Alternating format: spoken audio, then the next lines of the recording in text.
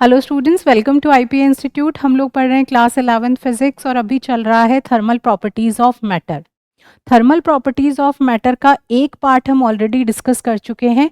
आज की क्लास में हम मेनली ट्रांसफर ऑफ हीट को डिस्कस करेंगे, which is the second part of thermal properties of matter.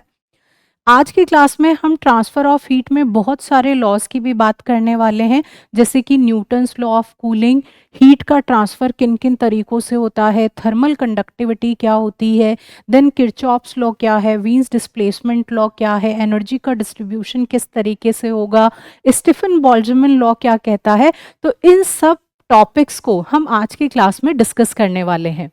Start करते हैं ट्रांसफर ऑफ हीट के मोड से, कि कौन कौन से तरीके हैं जिनसे हीट को एक जगह से दूसरी जगह पे ट्रांसफर किया जा सकता है। Mainly there are 3 modes of transfer of heat. सबसे पहला है हमारे पास में कंडक्शन मेथड।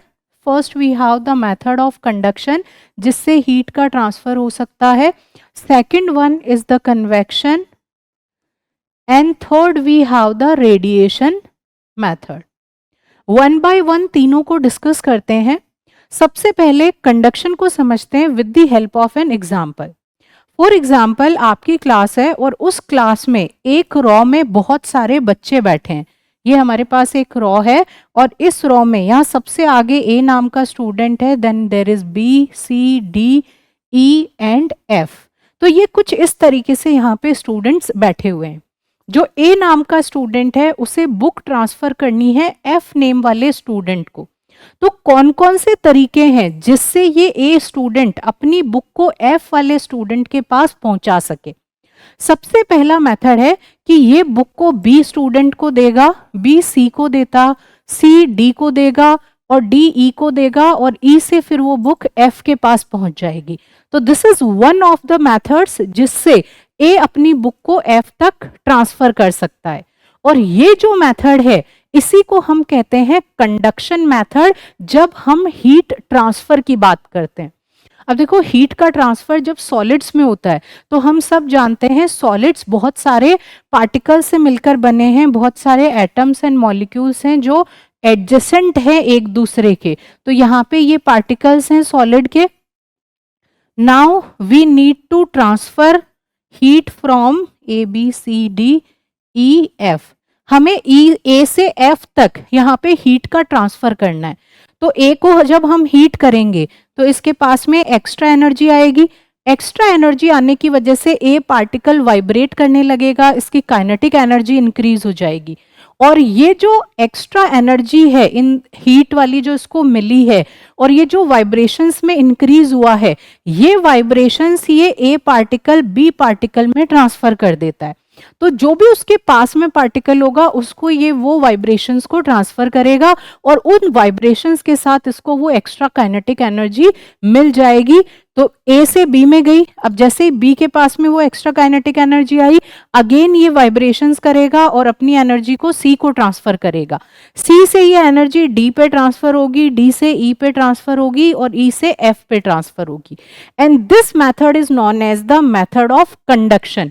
और कंडक्शन मेथड से हम हीट को एक जगह से दूसरी जगह पे ट्रांसफर कर रहे हैं। तो जो कंडक्शन का मेथड है मेनली सॉलिड्स में देखा जाता है। सॉलिड्स में बहुत सारे पार्टिकल्स हैं, एटम्स मॉलिक्यूल से बना हुआ है, वो सब एक दूसरे के पास पास में है। जब एक पार्टिकल को हीट किया जाता है तो वो उस हीट को in the form of vibrations अपने एडजेसेंट पार्टिकल्स को ट्रांसफर करता है और इस तरीके से हीट एक पॉइंट से दूसरी पॉइंट पे ट्रांसफर हो जाती है, and that is known as conduction. अब हम डे टू डे लाइफ में इस कंडक्शन मेथड को कहाँ देखते हैं? जैसे जब हम लोगों को पानी गरम करना है तो हम स्टोव पे एक पतीला चढ़ाते हैं। तो पतीला किसी भी सॉलिड का बना हुआ है, हमने कहा एल्यूमिनियम का है, तो एल्यूमिनियम के पार्टिकल्स एक दूसरे से कांटेक्ट में आएंगे और फिर वो उस एल्यूमिनियम के पतीले को गर्म कर देंगे और गर्म करने के बाद में वो हीट ट्रांसफर होगी उसके अंदर जो भी मटेरियल हम लोगों को रखना है। एक हमारे पास में रोड है, ये एक रोड है, हम चाहते हैं कि हम इसको यहाँ से हीट करें लेकिन ये यहाँ तक भी गर्म हो जाए, तो उस केस में भी क्या होगा, हम यहाँ पे एक बर्नर लगा देंगे। बर्नर लगाने से इसके ये वाले पार्टिकल्स हीट अप हो गए। अब ये पार्टिकल्स अपने एडजेसेंट पार्टिकल्स को वाइब्रेशंस ट्रांसफर करेंगे, हीट का ट्रांसफर करेंगे, और ये वाला जो एंड है ये भी हीट अप हो जाएगा। And this is known as the method of conduction. अब बात आते हैं हम सेकंड मेथड पे, कि हमारे पास जो ये ए नाम का स्टूडेंट है, क्या इसके पास कोई और भी तरीका है जिससे ये अपनी बुक को एफ नाम के स्टूडेंट तक पहुंचा सकता है। तो वो दूसरा तरीका है कि ये क्या करेगा, यहां से उठेगा और यहां से उठ के ये सीधा एफ के पास में जाएगा, जाके उसको बुक देगा और फिर ये इधर वापस आ जाएगा। This is also one of the method. और ये जो इस तरीके का मेथड होता है इसे हम कहते हैं convection method. Convection method mainly किसके ऊपर अप्लाई होगा, it will be applied mainly on the fluids. Fluids में हमारे लिक्विड्स एंड गैसेस दोनों कंसीडर हो जाएंगे। तो liquid and gases convection method से हीटअप होते हैं। होता क्या है इसके अंदर एग्जैक्टली, हमने कोई भी पानी गर्म होने के लिए चढ़ाया। अब ये पानी जो है इसके अंदर बहुत सारे ये पार्टिकल्स हैं जिनसे water is made up of hydrogen and oxygen के मॉलिक्यूल्स, H2O मॉलिक्यूल्स हैं। यहाँ पे होगा क्या, यहाँ पे सबसे पहले जो ये नीचे वाले पार्टिकल्स हैं ये हीट अप हो जाएंगे। जब ये हीट हो जाएंगे तो कोई भी चीज जब हीट होती है तो वो एक्सपैंड करती है, एक्सपैंड होके उसका वेट कम हो जाएगा। जब वेट कम होगा तो ये ऊपर की तरफ जाएंगे। तो ये जो पार्टिकल है हमारा, ये यहाँ नीचे से इस हीट को लेगा और लेके ऊपर चला जाएगा। अब ऊपर ये वाला जो पार्टिकल था ये अभी ठंडा है, ठंडा होने की वजह से यहाँ पे ग्रेविटी इसके ऊपर ज्यादा काम कर रही है, तो जो ग्रेविटी है वो इसको क्या करेगी, नीचे की तरफ खींचेगी। तो आप देखो यहाँ नीचे से पार्टिकल ने हीट को गेन किया, गेन करके वो ऊपर चला गया और ऊपर जो ठंडा पार्टिकल था वो नीचे आ गया। तो दिस इज हाउ हीट को एक पार्टिकल एक जगह से दूसरी जगह खुद लेके जा रहा है। And this method is known as method of convection. और ये यूज होता है जब हम पानी गर्म करते हैं। तो बहुत बार आप लोगों ने ऐसा नोटिस किया होगा कि जब हम पानी गर्म कर रहे होते हैं तो कई बार गीजर वगैरह नहीं चल रहा है तो हम इलेक्ट्रिक रोड से पानी गर्म करते हैं। जब पानी गर्म होता है और हमें ऊपर हमने स्विच को ऑफ किया और एक बार चेक किया कि पानी गर्म हो गया क्या, तो हम देखते हैं ऊपर जो पानी है वो काफी ज्यादा गर्म हो गया। हमने स्विच ऑफ कर दिया, इलेक्ट्रिक रोड को हटा दिया और थोड़ी देर बाद में ऊपर से जब 2-3 मग्गे पानी के ले लेते हैं तब हमें रियलाइज होता है नीचे वाला पानी तो बिल्कुल ठंडा है। तो आखिर इसका क्या कारण है कि ऊपर ऊपर का पानी गर्म हो गया और नीचे का पानी ठंडा रह गया। This is because of the convection method. Convection में क्या होता है, जो भी पार्टिकल हीट अप हो जाएंगे वो पार्टिकल उस हीट को लेके ऊपर चले जाएंगे। तो ऊपर वाली जो लेयर है वो तो सारी की सारी गर्म है और जो ठंडे पार्टिकल्स हैं वो नीचे आ गए, इसलिए पानी ऊपर से ज्यादा गर्म रहेगा और नीचे से कम रहेगा। एक टाइम आएगा जब स्टेडी स्टेट भी आएगी, लेकिन अगर हम बहुत ही इनिशियल, बहुत स्टार्टिंग का टाइम देखें जब बहुत कम टाइम के लिए हीट अप किया तो ऊपर वाली लेयर ज्यादा हीटेड रहेगी और नीचे वाला ठंडा रहेगा। This is the method of convection. इसके बहुत सारे और भी यूजेस हैं, एप्लीकेशंस हैं डेली लाइफ के, जिनको भी अभी हम डिस्कस करेंगे। Now there comes the third method, कि आखिर तीसरा क्या मेथड हो सकता है जिससे ये ए स्टूडेंट अपनी बुक को एफ स्टूडेंट के पास पहुंचा दे। तो अब उसके पास में एक मेथड ये है कि वो जिस जगह बैठा है वहीं बैठा रहे, अपनी बुक को ऐसे रोल करे और रोल करके वो एफ वाले के पास में फेंक दे। जब ये यहां से एफ वाले के पास फेंकेगा तो एफ वाला इसको कैच कर लेगा और इसको ये बुक मिल गई। तो हमारे पास यहाँ पे 3 मेथड थे ए से एफ तक बुक को ट्रांसफर करने के। पहला मेथड था पास में जो भी बैठा है उसको ट्रांसफर कर दो, वो एक से दूसरा, दूसरे से तीसरा, ऐसे करते करते बुक पहुंच जाएगी। दूसरा था तुम खुद उठो, बुक को लेके जाओ, अगले वाले को दे दो। तीसरा मेथड है कि तुम जहां हो वहीं रहो, तुम्हें उठने की जरूरत नहीं है, तुम बुक को लास्ट वाले तक फेंक दो, वो कैच कर लेगा। जो ये लास्ट वाला मेथड है जिसमें हमने बीच में जो भी स्टूडेंट बैठे हैं उनको किसी को डिस्टर्ब नहीं किया, ना हम खुद यहां से उठ के एफ के पास गए हैं, ये जो थर्ड वाला मेथड है that is known as the method of radiation. Radiation में क्या होता है, जैसे सूरज से किरणें आती है धरती के ऊपर, तो सूरज अपनी जगह पे ही है, ठीक है। अब सूरज से किरणें सीधी छलांग लगा के कहाँ आ रही है, अर्थ के ऊपर, और अर्थ उनको रिसीव कर रहा है और हीटअप हो रहा है। तो दिस इज हाउ, जब भी बीच में जो भी मीडियम है उसको इफेक्ट ना करते हुए अगर कोई भी हीट का ट्रांसफर एक जगह से दूसरी जगह पे होता है तो that is known as the method of radiation. हम कई बार जैसे बहुत सारी ऐसे जब सर्दियों का टाइम होता है तो बोन फायर में हम अपने हाथ सेकते हैं, तो उस टाइम में भी क्या हो रहा है, आग जल रही है, आग हमसे काफी दूरी पे है, लेकिन अब ऐसे थोड़ा सा पास में अपने हाथों को करते हैं तो हमारे हाथों को हीटअप हो जाता है, गर्माहट महसूस होती है। वो with the help of radiation method उस आग से हीट हमारे हाथों तक आई है। तो there are 3 modes of transfer of heat, पहला कंडक्शन, दूसरा convection and third we have the radiation. अब इनको थोड़ा सा एक बार जो हमारी बुक की लैंग्वेज है उससे डिफाइन कर देते हैं, इससे रिलेटेड कुछ एग्जांपल्स हैं उनको डिस्कस कर लेते हैं। Transfer of heat, transfer of heat कहाँ कहाँ पे, जैसे कन्वेक्शन मेथड, एक सेकेंड, ओके, कन्वेक्शन मेथड से पहले हमारा कंडक्शन मेथड है।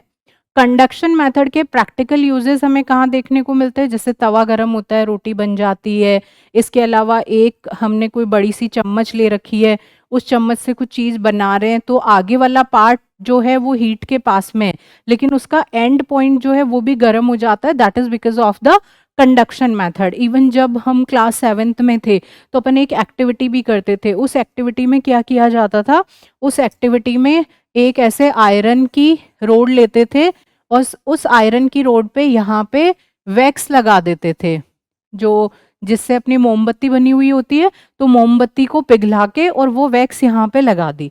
अब हम क्या करते थे, इस वाले एंड को हीट करते थे, जब इस वाले एंड को हीट करते थे तो कुछ देर बाद में ये वाली जो वैक्स है वो पिघल के नीचे गिरने लग जाती थी। तो इसका मतलब क्या हुआ कि हमने हीट तो इस एंड को किया है, लेकिन क्योंकि सारे पार्टिकल्स एक दूसरे के पास पास में हैं तो उन्होंने इस हीट को इस दूसरे वाले एंड तक ट्रांसफर कर दिया, जिसकी वजह से ये पार्ट भी हमारा हीटअप हो गया और ये वैक्स जो है वो पिघलने लग गई। तो ये कुछ छोटी छोटी एक्टिविटीज हैं जो हम कंडक्शन मेथड को डिफाइन करने के लिए कर सकते हैं। अब हमारे पास में आता है कन्वेक्शन मेथड। कन्वेक्शन मेथड कहाँ पे डेली लाइफ में होगा, जैसे बॉइलिंग वाटर वाला एग्जांपल मैंने आपको बताया कि पानी बॉईल कैसे होता है, पहले नीचे वाले पार्टिकल गर्म होंगे, फिर वो ऊपर जाएंगे, ऊपर से ठंडे नीचे आएंगे, वो गर्म होंगे, फिर ऊपर जाएंगे। This is how they replace the particles. Hot वाले जो पार्टिकल है वो कोल्ड वाले पार्टिकल्स को रिप्लेस करते हैं। दूसरा, जो एयर कंडीशनर और हीटर्स हैं उनके अंदर भी हमारा कन्वेक्शन मेथड की हेल्प से ही सर्कुलेशंस होते हैं। जो समुंदर से हमारी, एक होती है सी ब्रीज, एक होती है लैंड ब्रीज। अब सी ब्रीज और लैंड ब्रीज का कॉन्सेप्ट भी एक बार मैं आप लोगों को बता देती हूँ कि कैसे काम करता है। फॉर एग्जाम्पल, हमारे पास में यहाँ पे ये कोई एक वाटर बॉडी है, या फिर आप समुद्र मान लो इसको कि दिस इज द सी, और इसके पास में हमारा ये टेरेस्ट्रियल रीजन है। टेरेस्ट्रियल रीजन का मतलब हो गया जहाँ पे मिट्टी वगैरह होती है, तो ये समुंदर और ये समुद्र के पास में मिट्टी वाला एरिया। अब जब दिन के टाइम में, ड्यूरिंग द डे की हम बात कर रहे हैं, यहाँ पे ड्यूरिंग डे देयर इज सन, और ये जो सन है ये equally with the help of radiation method पानी को भी गर्म करेगा और इस मिट्टी को भी गर्म करेगा, दोनों को एक साथ गर्म करेगा। अब हमने प्रीवियस वाले पार्ट में पढ़ा था कि जो वाटर होता है उसका स्पेसिफिक हीट कैपेसिटी बहुत हाई होता है, तो उसको गर्म होने में भी बहुत टाइम लगता है और उसको ठंडा होने में भी बहुत टाइम लगता है। तो जब ड्यूरिंग द डे जो रेडिएशंस आ रही है सूरज से, ये क्या कर रही है, पानी को भी गर्म कर रही है, मिट्टी को भी गर्म कर रही है, लेकिन क्योंकि पानी की स्पेसिफिक हीट कैपेसिटी ज़्यादा है तो उसको गर्म होने में काफ़ी ज़्यादा टाइम लगेगा। वहीं कंपैरेटिवली जो हमारा लैंड एरिया है वो बहुत जल्दी हीटअप हो जाएगा। अब जैसे ही वो गर्म होगा, हम जानते हैं गर्म होने पे चीज़ें एक्सपेंड करती है, तो यहाँ पे इस टेरेस्ट्रियल रीजन के आसपास में जितनी भी एयर है वो सारी की सारी हीटअप होके एक्सपेंड करेगी, और एक्सपेंड करके वो क्या करेगी, वो ऊपर की तरफ चली जाएगी। अब जब एयर हल्की होके ऊपर चली गई, इसका मतलब यहाँ पे नीचे एक स्पेस क्रिएट हो गया। अब ये स्पेस क्रिएट हो गया मतलब यहाँ पे कोई दूसरी एयर आ सकती है। तो इस टाइम में क्या होगा, क्योंकि जो हमारा लैंड एरिया है वो जल्दी गर्म हुआ, जल्दी हीट अप हुआ, जल्दी हीट होने की वजह से उसमें एक्सपेंशन हुआ, थर्मल एक्सपेंशन, और थर्मल एक्सपेंशन की वजह से एयर ऊपर उठ गई हल्की होके। तो यहाँ पे स्पेस क्रिएट हुआ। इस स्पेस को फिलअप करने के लिए जो ये समुंदर है उसके पास वाली एयर इधर की तरफ आएगी। तो जब हम दिन के टाइम में देखते हैं तो हवाएं किधर से किधर की तरफ चलती है, समुंदर से लैंड एरिया की तरफ ये आ रही है। तो ये एक हवाओं का रुख दिन में कैसा होगा, रात में कैसा होगा, इसका एक्सप्लेनेशन हम अभी देख रहे हैं। तो पहला हमने यहाँ पे इसको एक्सप्लेन कर दिया। अब हम बात करते हैं रात की। ड्यूरिंग द नाइट क्या होगा। अब ड्यूरिंग नाइट, क्योंकि हम जानते हैं पानी अगर गर्म होने में समय लेता है तो इसका मतलब वो ठंडा होने में भी समय लेगा। तो अब रात के टाइम में ये जो लैंड वाला एरिया है ये तो बहुत जल्दी ठंडा हो जाएगा, क्योंकि ये तो गर्म भी जल्दी होता है, ठंडा भी जल्दी होता है। जब मैंने तुम्हें ये स्पेसिफिक हीट कैपेसिटी बताया था तब मैंने तुम्हें सैंड ड्यून्स के बारे में बताया था कि सैंड ड्यून्स दिन के टाइम में इतना भयंकर तपते हैं कि उन पे पाँव रखना मुश्किल हो जाता है। इवन पुराने जमाने में ऐसा बोला जाता था कि उन दिन के टाइम में वो मिट्टी इतनी ज़्यादा गर्म होती है कि उसके अंदर अगर हम बाटी बना के रख दें और शाम को वापस आते टाइम देखें तो वो बाटियां बहुत अच्छे से सिक जाती थी। तो जो बाटी मतलब जैसे राजस्थान वाले जो लोग हैं वहाँ पे आप लोगों ने सुना होगा दाल बाटी चूरमा बहुत ज़्यादा फेमस डिश है। तो बाटी का इन्वेंशन किस तरीके से हुआ उसके पीछे बहुत सारी स्टोरीज है। उसमें से एक स्टोरी ये भी है। ऐसा कहा जाता है कि जब बहुत सारे लोग सुबह युद्ध करने जाते थे तो उनके पास इतना समय नहीं होता था कि वो खाना बना के जाए। तो वो क्या करते थे, आटा गूंद के उसके बहुत सारे गोले बना के जो मिट्टी है उसके अंदर दबा के चले जाते थे। अब दिन के टाइम में क्योंकि बहुत तेज गर्म होता था वो मिट्टी गर्म हो जाती थी और वो गर्म मिट्टी उसको पका देती थी। तो जब शाम को वो अपना काम करके या जो भी वॉर चल रहा था उस टाइम में उस वॉर से वापस आते थे तो शाम तक उनको वो खाना पका पकाया मिल जाता था। तो दिन के टाइम बहुत तेज हीटअप हो गया। अब रात के टाइम वही मिट्टी इतनी ज़्यादा ठंडी हो जाती है कि एक्सट्रीम कोल्ड होती है। अगर आप जैसलमेर वगैरह कभी विजिट करें तो आपको पता चलेगा कि दिन के टाइम में एक्सट्रीम हाई टेम्परेचर है सैंड ड्यून्स का और रात के टाइम में वहाँ पे बहुत ही चिलिंग कोल्ड हो जाता है। तो सेम हमारा यहाँ पे भी केस अप्लाई होगा। अब लैंड वाला जो एरिया है वो तो जल्दी ठंडा हो गया, जल्दी ठंडा हो गया, इसका मतलब यहाँ पे जो एयर है वो वापस नीचे इसने अपनी ऑक्यूपाई कर लिया अपनी स्पेस को। लेकिन वहीं जो पानी है उसको ठंडा होने में समय लगेगा, समय लगेगा। तो इसके आसपास वाली जो एयर है वो एयर अभी गर्म है। अगर ये एयर गर्म है तो गर्म है इसका मतलब इसमें थर्मल एक्सपेंशन होगा और ये ऊपर चली जाएगी। तो अब स्पेस कहाँ क्रिएट हो गया, पानी के ऊपर एक स्पेस क्रिएट हो गया। इस पानी के ऊपर जो स्पेस क्रिएट हुआ है उसको फिलअप करने के लिए इधर लैंड एरिया से हवाएं आएगी और वो इस यहाँ वाला जो पार्ट है उसको एयर से फुलफिल करेगी। तो this is how during the day समुद्र से लैंड एरिया की तरफ हवाएं जाती है, वहीं during the night land area से समुद्र की तरफ हवाएं चलती है। तो ये हम लोगों ने समझ लिया कन्वेक्शन मेथड जो है हमारा, इसके अंदर ये एक्सप्लेनेशन है। देन रेफ्रिजरेटर्स जो हैं इसे हम नेचुरल कन्वेक्शन के नाम से भी जानते हैं।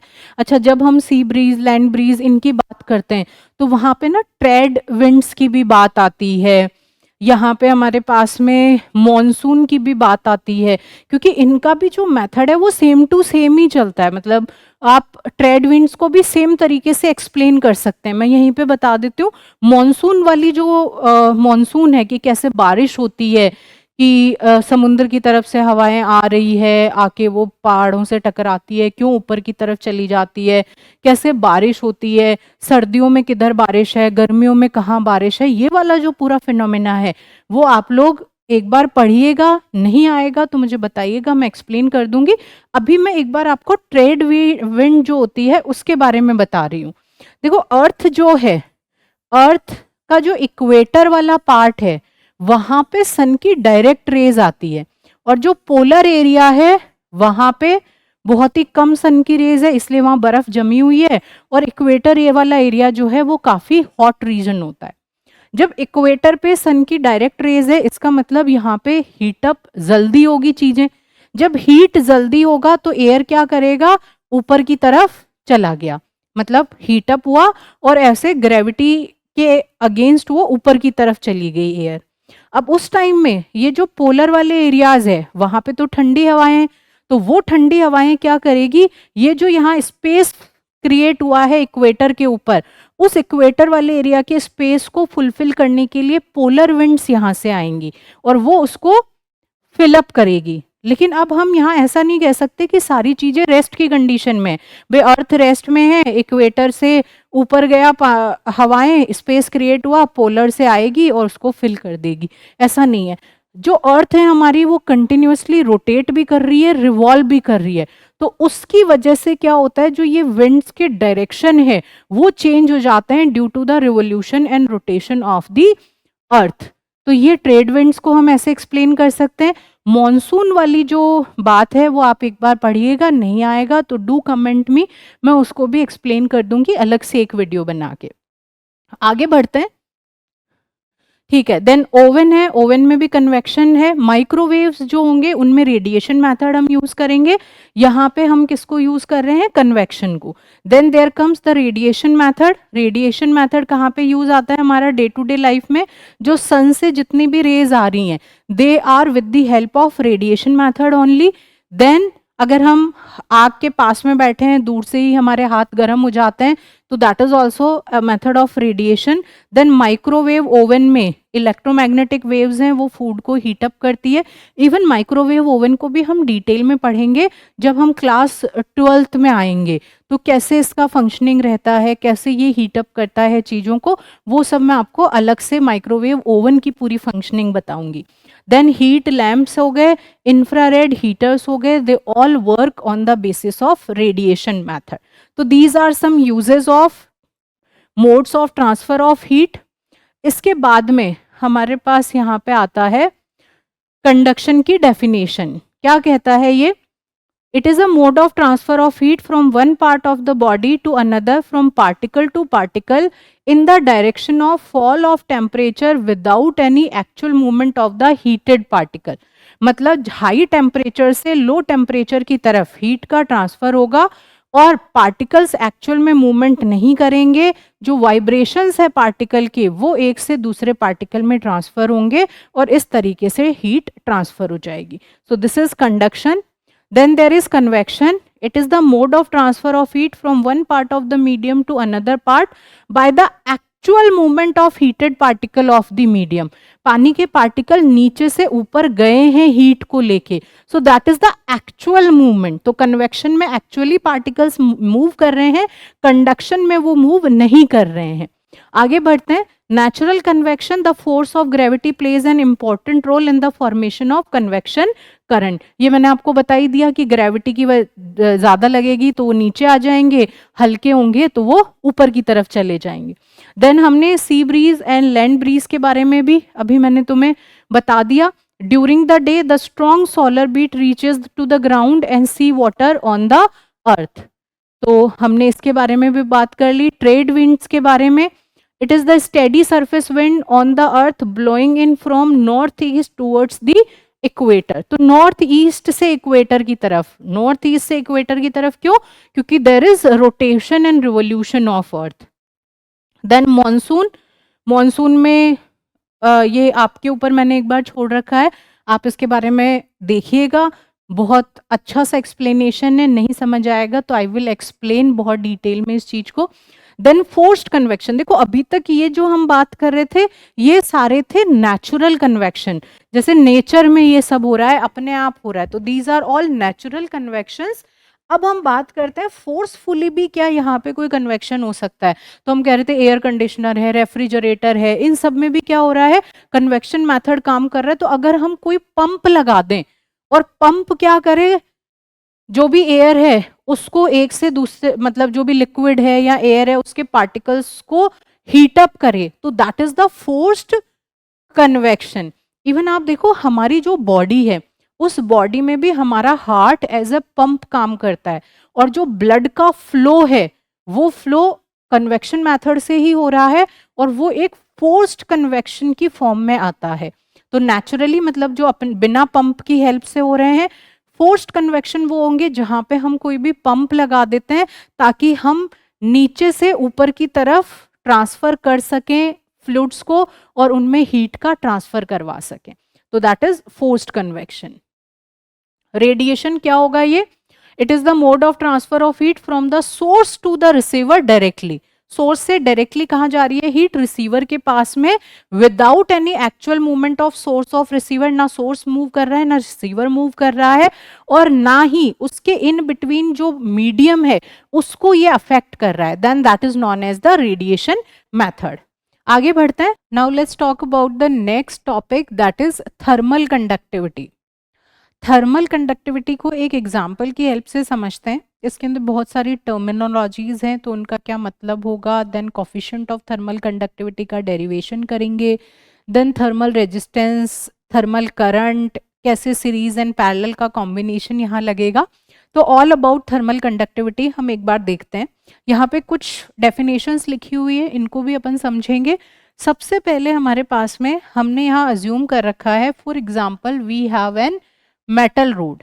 अब अगर ये जो मेटल रोड है इसको अगर हम हीट करते हैं, तो हीट करने पे क्या होगा कि ये वाला जो पार्ट है वो सबसे पहले हीट अप होगा, तो this will be the hot end of the road. ये वाला हमारे पास में cold end of the road है। थोड़ी देर बाद में यहां से जो हीट है वो ट्रांसफर होने लगेगी, और धीरे धीरे ये जो कोल्ड वाला पार्ट है वो भी हीट अप हो जाएगा। तो यहाँ पे एग्जैक्टली हो क्या रहा है? Due to the conduction method heat का ट्रांसफर हो रहा है, पहली बात। दूसरा, यहाँ पे कुछ जो हीट है वो तो क्या कर रही है, एक पार्टिकल से दूसरे पार्टिकल में ट्रांसफर हो जा रही है। थोड़ा जो अमाउंट ऑफ हीट है वो ऑलरेडी जो पार्टिकल यहाँ पे है, इन पार्टिकल्स के टेम्परेचर को इंक्रीज करने में यूज आ रहे हैं, और कुछ जो हीट होती है वो सराउंडिंग में लॉस हो जाती है। तो हमने कहा हमने अगर कुछ एक्स अमाउंट ऑफ हीट दिया है किसी पर्टिकुलर जगह पे, तो उस एक्स अमाउंट ऑफ हीट का 1/3 पार्ट जो होगा वो इसके एडजेसेंट पार्टिकल्स में ट्रांसफर होगा। उसका जो 1/3 पार्ट है वो आपका इसके टेम्परेचर को रेस करने में काम आ रहा है, और some of the part has been lost in the surrounding. अब धीरे धीरे हम क्या देखेंगे, धीरे धीरे हम देखते हैं कि ये वाला जो पार्ट है ये तो काफी गर्म है, ये जो बीच वाले पार्टिकल्स हैं ये थोड़े से कम गर्म है, और जो लास्ट वाले पार्टिकल्स हैं वो काफी ज्यादा ठंडे हैं। तो यहाँ पे एक वेरिएबल स्टेट क्रिएट हो गई। वेरिएबल स्टेट का मतलब एक जगह पे टेम्परेचर ज्यादा, फिर थोड़ा कम, फिर थोड़ा कम, और लास्ट में जाते जाते टेम्परेचर और भी कम हो गया। तो जब भी हम इस तरह की स्टेट को देखते हैं तो that is known as the variable state of the rod. अब जब वेरिएबल स्टेट होती है किसी भी पर्टिकुलर सॉलिड की, तो उसमें दो चीजें काम करती है, एक थर्मल कंडक्टिविटी और दूसरा स्पेसिफिक हीट। थर्मल कंडक्टिविटी का मतलब है कि कोई भी ऑब्जेक्ट कितना इजीली हीट को कंडक्ट करवा रहा है। हमने देखा एल्यूमिनियम, आयरन, स्टील, ये ऐसे मटेरियल हैं जिनको अगर हम हीट अप करते हैं तो ये बहुत जल्दी गर्म होते हैं, एक एंड से दूसरे एंड तक हीट का ट्रांसफर बहुत इजीली हो जाता है। तो इसका मतलब they have good thermal conductivity, उनकी अच्छी कंडक्टिविटी है, वो हीट को आराम से कंडक्ट करवा पा रहे हैं। वहीं अगर हम बात करें प्लास्टिक की, वुड की, तो दीज आर इंसुलेटर्स, यहाँ पे जो हीट का ट्रांसफर है वो इजीली नहीं हो पाता है, तो उनकी पुअर थर्मल कंडक्टिविटी होती है। तो जब भी कोई हीट का ट्रांसफर हो रहा है किसी अच्छे थर्मल कंडक्टर में जिसकी कंडक्टिविटी अच्छी है, तो वहां पे मेनली क्या होता है, सबसे पहले एक वेरिएबल स्टेट क्रिएट होती है। उस वेरिएबल स्टेट में दो चीजें मेनली काम करती है, पहली हमारी थर्मल कंडक्टिविटी जो हीट के ट्रांसफर में हेल्प करेगी, दूसरी specific heat. Specific heat capacity क्या करती है, उसका टेम्परेचर इंक्रीज करवाने में हेल्प करती है। तो वेरिएबल स्टेट में specific heat will also play the role and thermal conductivity will also play the role. After some time एक ऐसी सिचुएशन आती है जिसमें क्या होता है, जिसमें जो ये पर्टिकुलर, हमने कहा एक पार्ट ये है हमारा, ये दूसरा पार्ट है, एक ये तीसरा पार्ट है। अब ये जो ए पार्ट है इसका टेम्परेचर कांस्टेंट हो गया, बी का कांस्टेंट हो गया, सी का कांस्टेंट हो गया, डी का कांस्टेंट हो गया। अब इनका टेम्परेचर कैसा हो गया, कांस्टेंट हो गया। इट्स नॉट नेसेसरी कि सेम टेम्परेचर हो, यहां ज्यादा हो सकता है, यहां कम हो सकता है, वहां और कम हो सकता है, लेकिन वो जो पर्टिकुलर स्पेसिफिक हमने एक पोर्शन ले रखा है उसका टेम्परेचर अब क्या हो जा रहा है, कांस्टेंट। जो भी हीट आ रही है वो ट्रांसफर हो रही है, थोड़ी सराउंडिंग में जा रही है, थोड़ा टेम्परेचर रेज करने में काम में आ रही है, बट एक पर्टिकुलर पोर्शन का टेम्परेचर जब कांस्टेंट हो जाता है तो हम ऐसी वाली स्टेट को कहते हैं स्टेडी स्टेट। स्टेडी स्टेट में सिर्फ और सिर्फ हमारी थर्मल कंडक्टिविटी काम करती है, उस टाइम में स्पेसिफिक हीट कैपेसिटी काम नहीं करती है। तो अब हम एक बार वापस पीछे जाते हैं और यहाँ पे जो ये लिखा हुआ है इसको समझते हैं।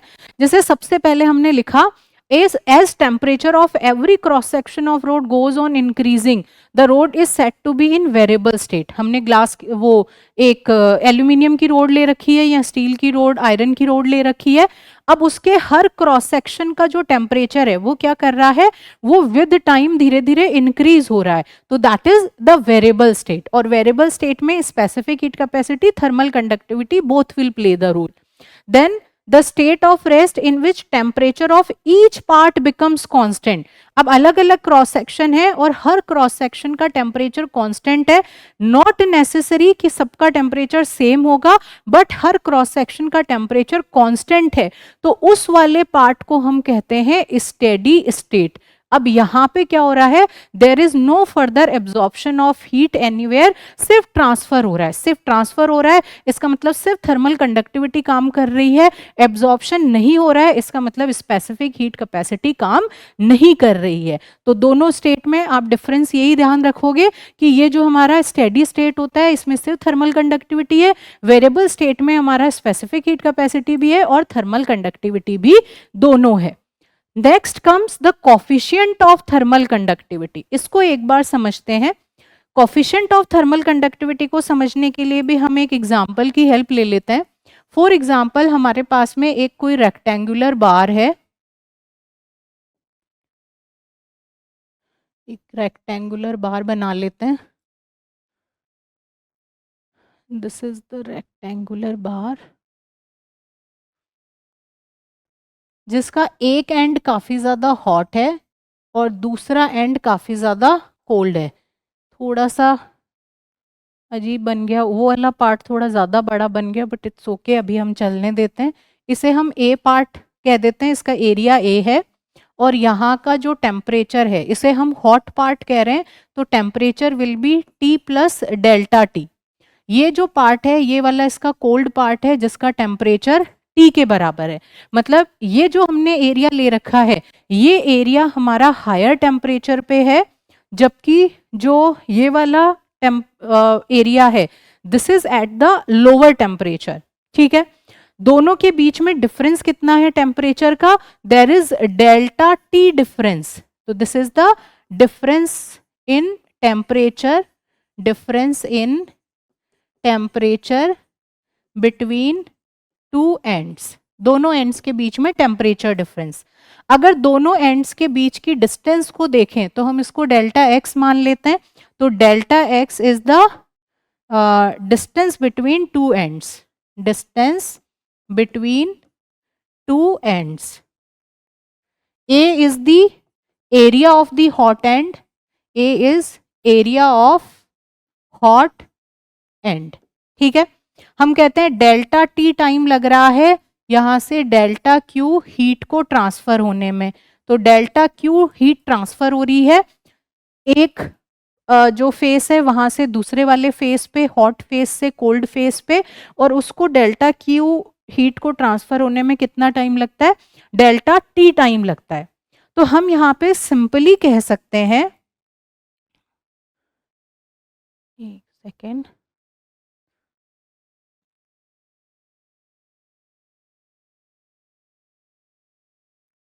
ठीक है, तो यहाँ पे अब हम क्या कहना चाह रहे हैं कि जो हमारा delta Q divide by delta T है, this is what, this is the heat conduction या फिर ट्रांसफर ऑफ हीट।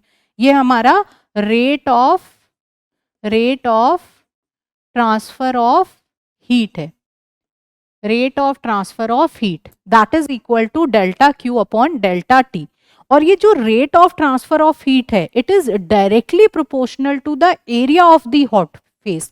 मतलब जब हम एक्सपेरिमेंटली देखते हैं कि एक हॉट फेस है, एक कोल्ड फेस है, हॉट वाले एरिया से जो हीट है वो कोल्ड वाले तक with the help of conduction यहाँ पे ट्रांसफर हो रही है।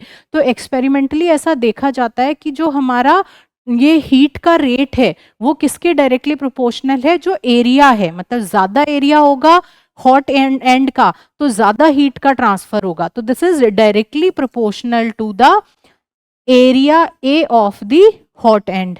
This is equation number 1। दूसरा हम कहते हैं it is directly proportional to the temperature difference. मतलब दोनों के बीच में टेम्परेचर डिफरेंस कितना है दोनों एंड्स के बीच में।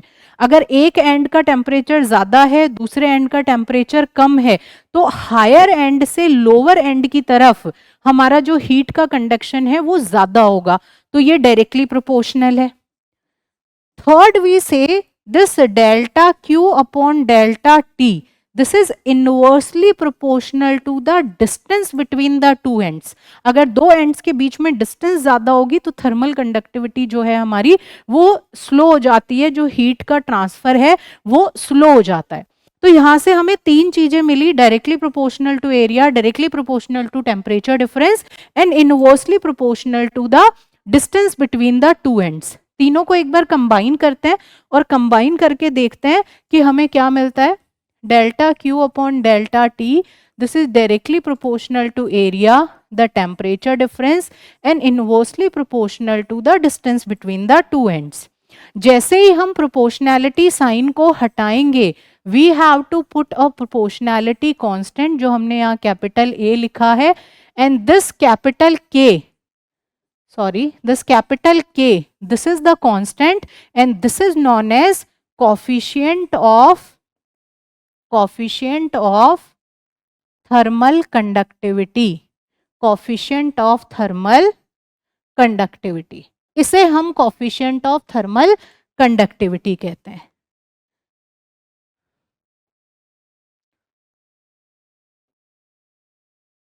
coefficient of thermal conductivity, यहां से हम coefficient of thermal conductivity का फॉर्मूला देखते हैं, उसकी SI यूनिट देखेंगे, डायमेंशनल फॉर्मूला निकाल सकते हैं। तो this is the coefficient of thermal conductivity. क्या फॉर्मूला हो जाएगा इसका, delta Q upon delta T, this is equal to K A delta T divide by delta X. यहाँ से हमें के चाहिए, K will be delta Q into delta X divide by small T into capital T into area. So this will be the formula for the coefficient of thermal conductivity। SI unit बहुत आराम से हम लोगों को यहाँ से मिल जाएगी। We all know that जो भी हीट है हमारी वो जूल में कंसीडर की जाती है, तो delta Q joule, delta X distance है तो it will be metre divide by delta T time है, the unit will be second, ये डेल्टा टी हमारा टेम्परेचर है तो it will be kelvin, area हमारा हो जाएगा मीटर स्क्वायर के बराबर। एक मीटर से एक मीटर कैंसिल हो गया, we have got joule per second per kelvin per metre. This is the SI unit which we get for the coefficient of thermal conductivity. अब यहाँ पे हम इसको थोड़ा सा और सिंप्लीफाई कर सकते हैं। We all know that joule per second जो हमारा होता है दैट इज पावर, और पावर की SI यूनिट वॉट होती है, तो इसलिए हम इसे लिख लेंगे W K minus M minus 1। This is the SI unit for the coefficient of thermal conductivity.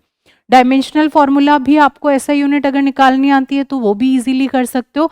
तो you have to find out the dimensional formula of coefficient of thermal conductivity. ठीक है, आगे बढ़ते हैं। अच्छा, इसको अब हम डिफाइन करेंगे। यहाँ से हमें इसका फॉर्मूला मिल गया, फॉर्मूला हमें बहुत इजीली मिल गया है। इसमें भी कुछ कुछ चीजें हैं, जैसे कि आपके पास में यहाँ पे ये delta T upon delta x है, ये क्या सिग्निफाई करता है, delta T temperature difference, delta X distance between the two ends.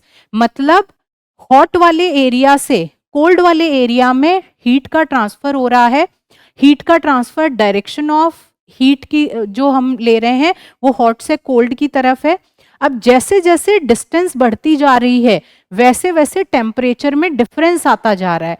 तो ये जो डिस्टेंस के साथ टेम्परेचर का वेरिएशन है ये हमें बताता है delta T upon delta x, variation of temperature with distance. And इसे हम एक अलग से नाम देते हैं and that name is temperature gradient, temperature gradient, and this is the variation of temperature with respect to the distance। तो आप इसको भी ध्यान रखेंगे, temperature gradient is delta T upon delta x. जैसे जैसे डिस्टेंस बढ़ेगी वैसे वैसे टेम्परेचर डिक्रीज होता जाएगा in the direction of heat, और इसे हम टेम्परेचर ग्रेडियंट कहते हैं। अच्छा, अब यहाँ पे ये जो हमारे पास में इसकी एसआई यूनिट आई या ये जो फॉर्मूला आया, यहाँ से हम कोफिशिएंट ऑफ थर्मल कंडक्टिविटी को एक बार थोड़ा सा थ्योरेटिकली डिफाइन करते हैं। वो डेफिनेशन क्या हो जाएगी?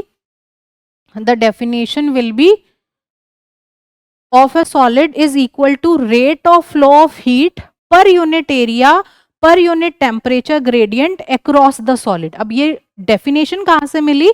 We all know that delta Q upon delta T this is equal to K into A into delta T divide by delta X। अगर हम एरिया 1 ले लेते हैं तो हमने कितना लिया? यूनिट एरिया ले लिया पर यूनिट टेम्परेचर ग्रेडियंट, मतलब हमें टेम्परेचर ग्रेडियंट भी कितना लेना है? 1 के बराबर। तो उस वाले केस में जो हमारा रेट ऑफ हीट ट्रांसफर है that is equal to the coefficient of thermal conductivity। So this will be defined as coefficient of thermal conductivity of a solid is equal to rate of flow of heat। अब ये delta Q upon delta T rate of flow of heat ही है, इसे हम heat current या thermal current के नाम से भी जानते हैं। तो आप इसका एक दूसरा नाम लिख लेंगे यहाँ पे हीट करंट, या फिर आप इसको कह सकते हैं थर्मल करंट पर unit area per unit temperature gradient across the solid. तो आप इस तरह से मैथमेटिकली इसको डिफाइन कर देंगे, मतलब ये थ्योरेटिकल इसकी डेफिनेशन है, मैथमेटिकली हमने इसको इस तरह से डिफाइन किया है। तो अभी हमने थर्मल कंडक्टिविटी देखी। थर्मल कंडक्टिविटी का मतलब हो गया कौन सा मटेरियल कितना अच्छे से हीट का ट्रांसफर कर सकता है, हीट को कंडक्ट करवा सकता है। अब इसी केस में हमने वेरिएबल स्टेट की बात की, हमने स्टेडी स्टेट की बात की, देन हमने कोफिशिएंट ऑफ थर्मल कंडक्टिविटी को फाइंड आउट किया, उसकी एसआई यूनिट देखी, हमने टेम्परेचर ग्रेडियंट के बारे में यहाँ पे बात की। अब बात आती है हीट करंट की। देखो मैंने कहा रेट ऑफ क्या है हमारे पास? Rate of flow of heat is known as heat current. तो हमने इलेक्ट्रिक करंट भी पढ़ा था, वो क्या होता था? Rate of flow of charges that is electric current, and rate of flow of heat क्या हो गया? Heat current. तो जैसे हीट करंट है और जैसे इलेक्ट्रिक करंट है उसमें रेजिस्टेंस होता है, वैसे ही हीट करंट में एक थर्मल रेजिस्टेंस भी होता है। तो एक बार मैं अब तुम्हें थर्मल रेजिस्टेंस के बारे में बता देती हूँ। थर्मल रेजिस्टेंस इलेक्ट्रिक रेजिस्टेंस की तरह ही थर्मल रेजिस्टेंस भी होगा। हमें पता है delta Q upon delta T is equal to KA delta T by delta X। इसको थोड़ा सा रीअरेंज करेंगे।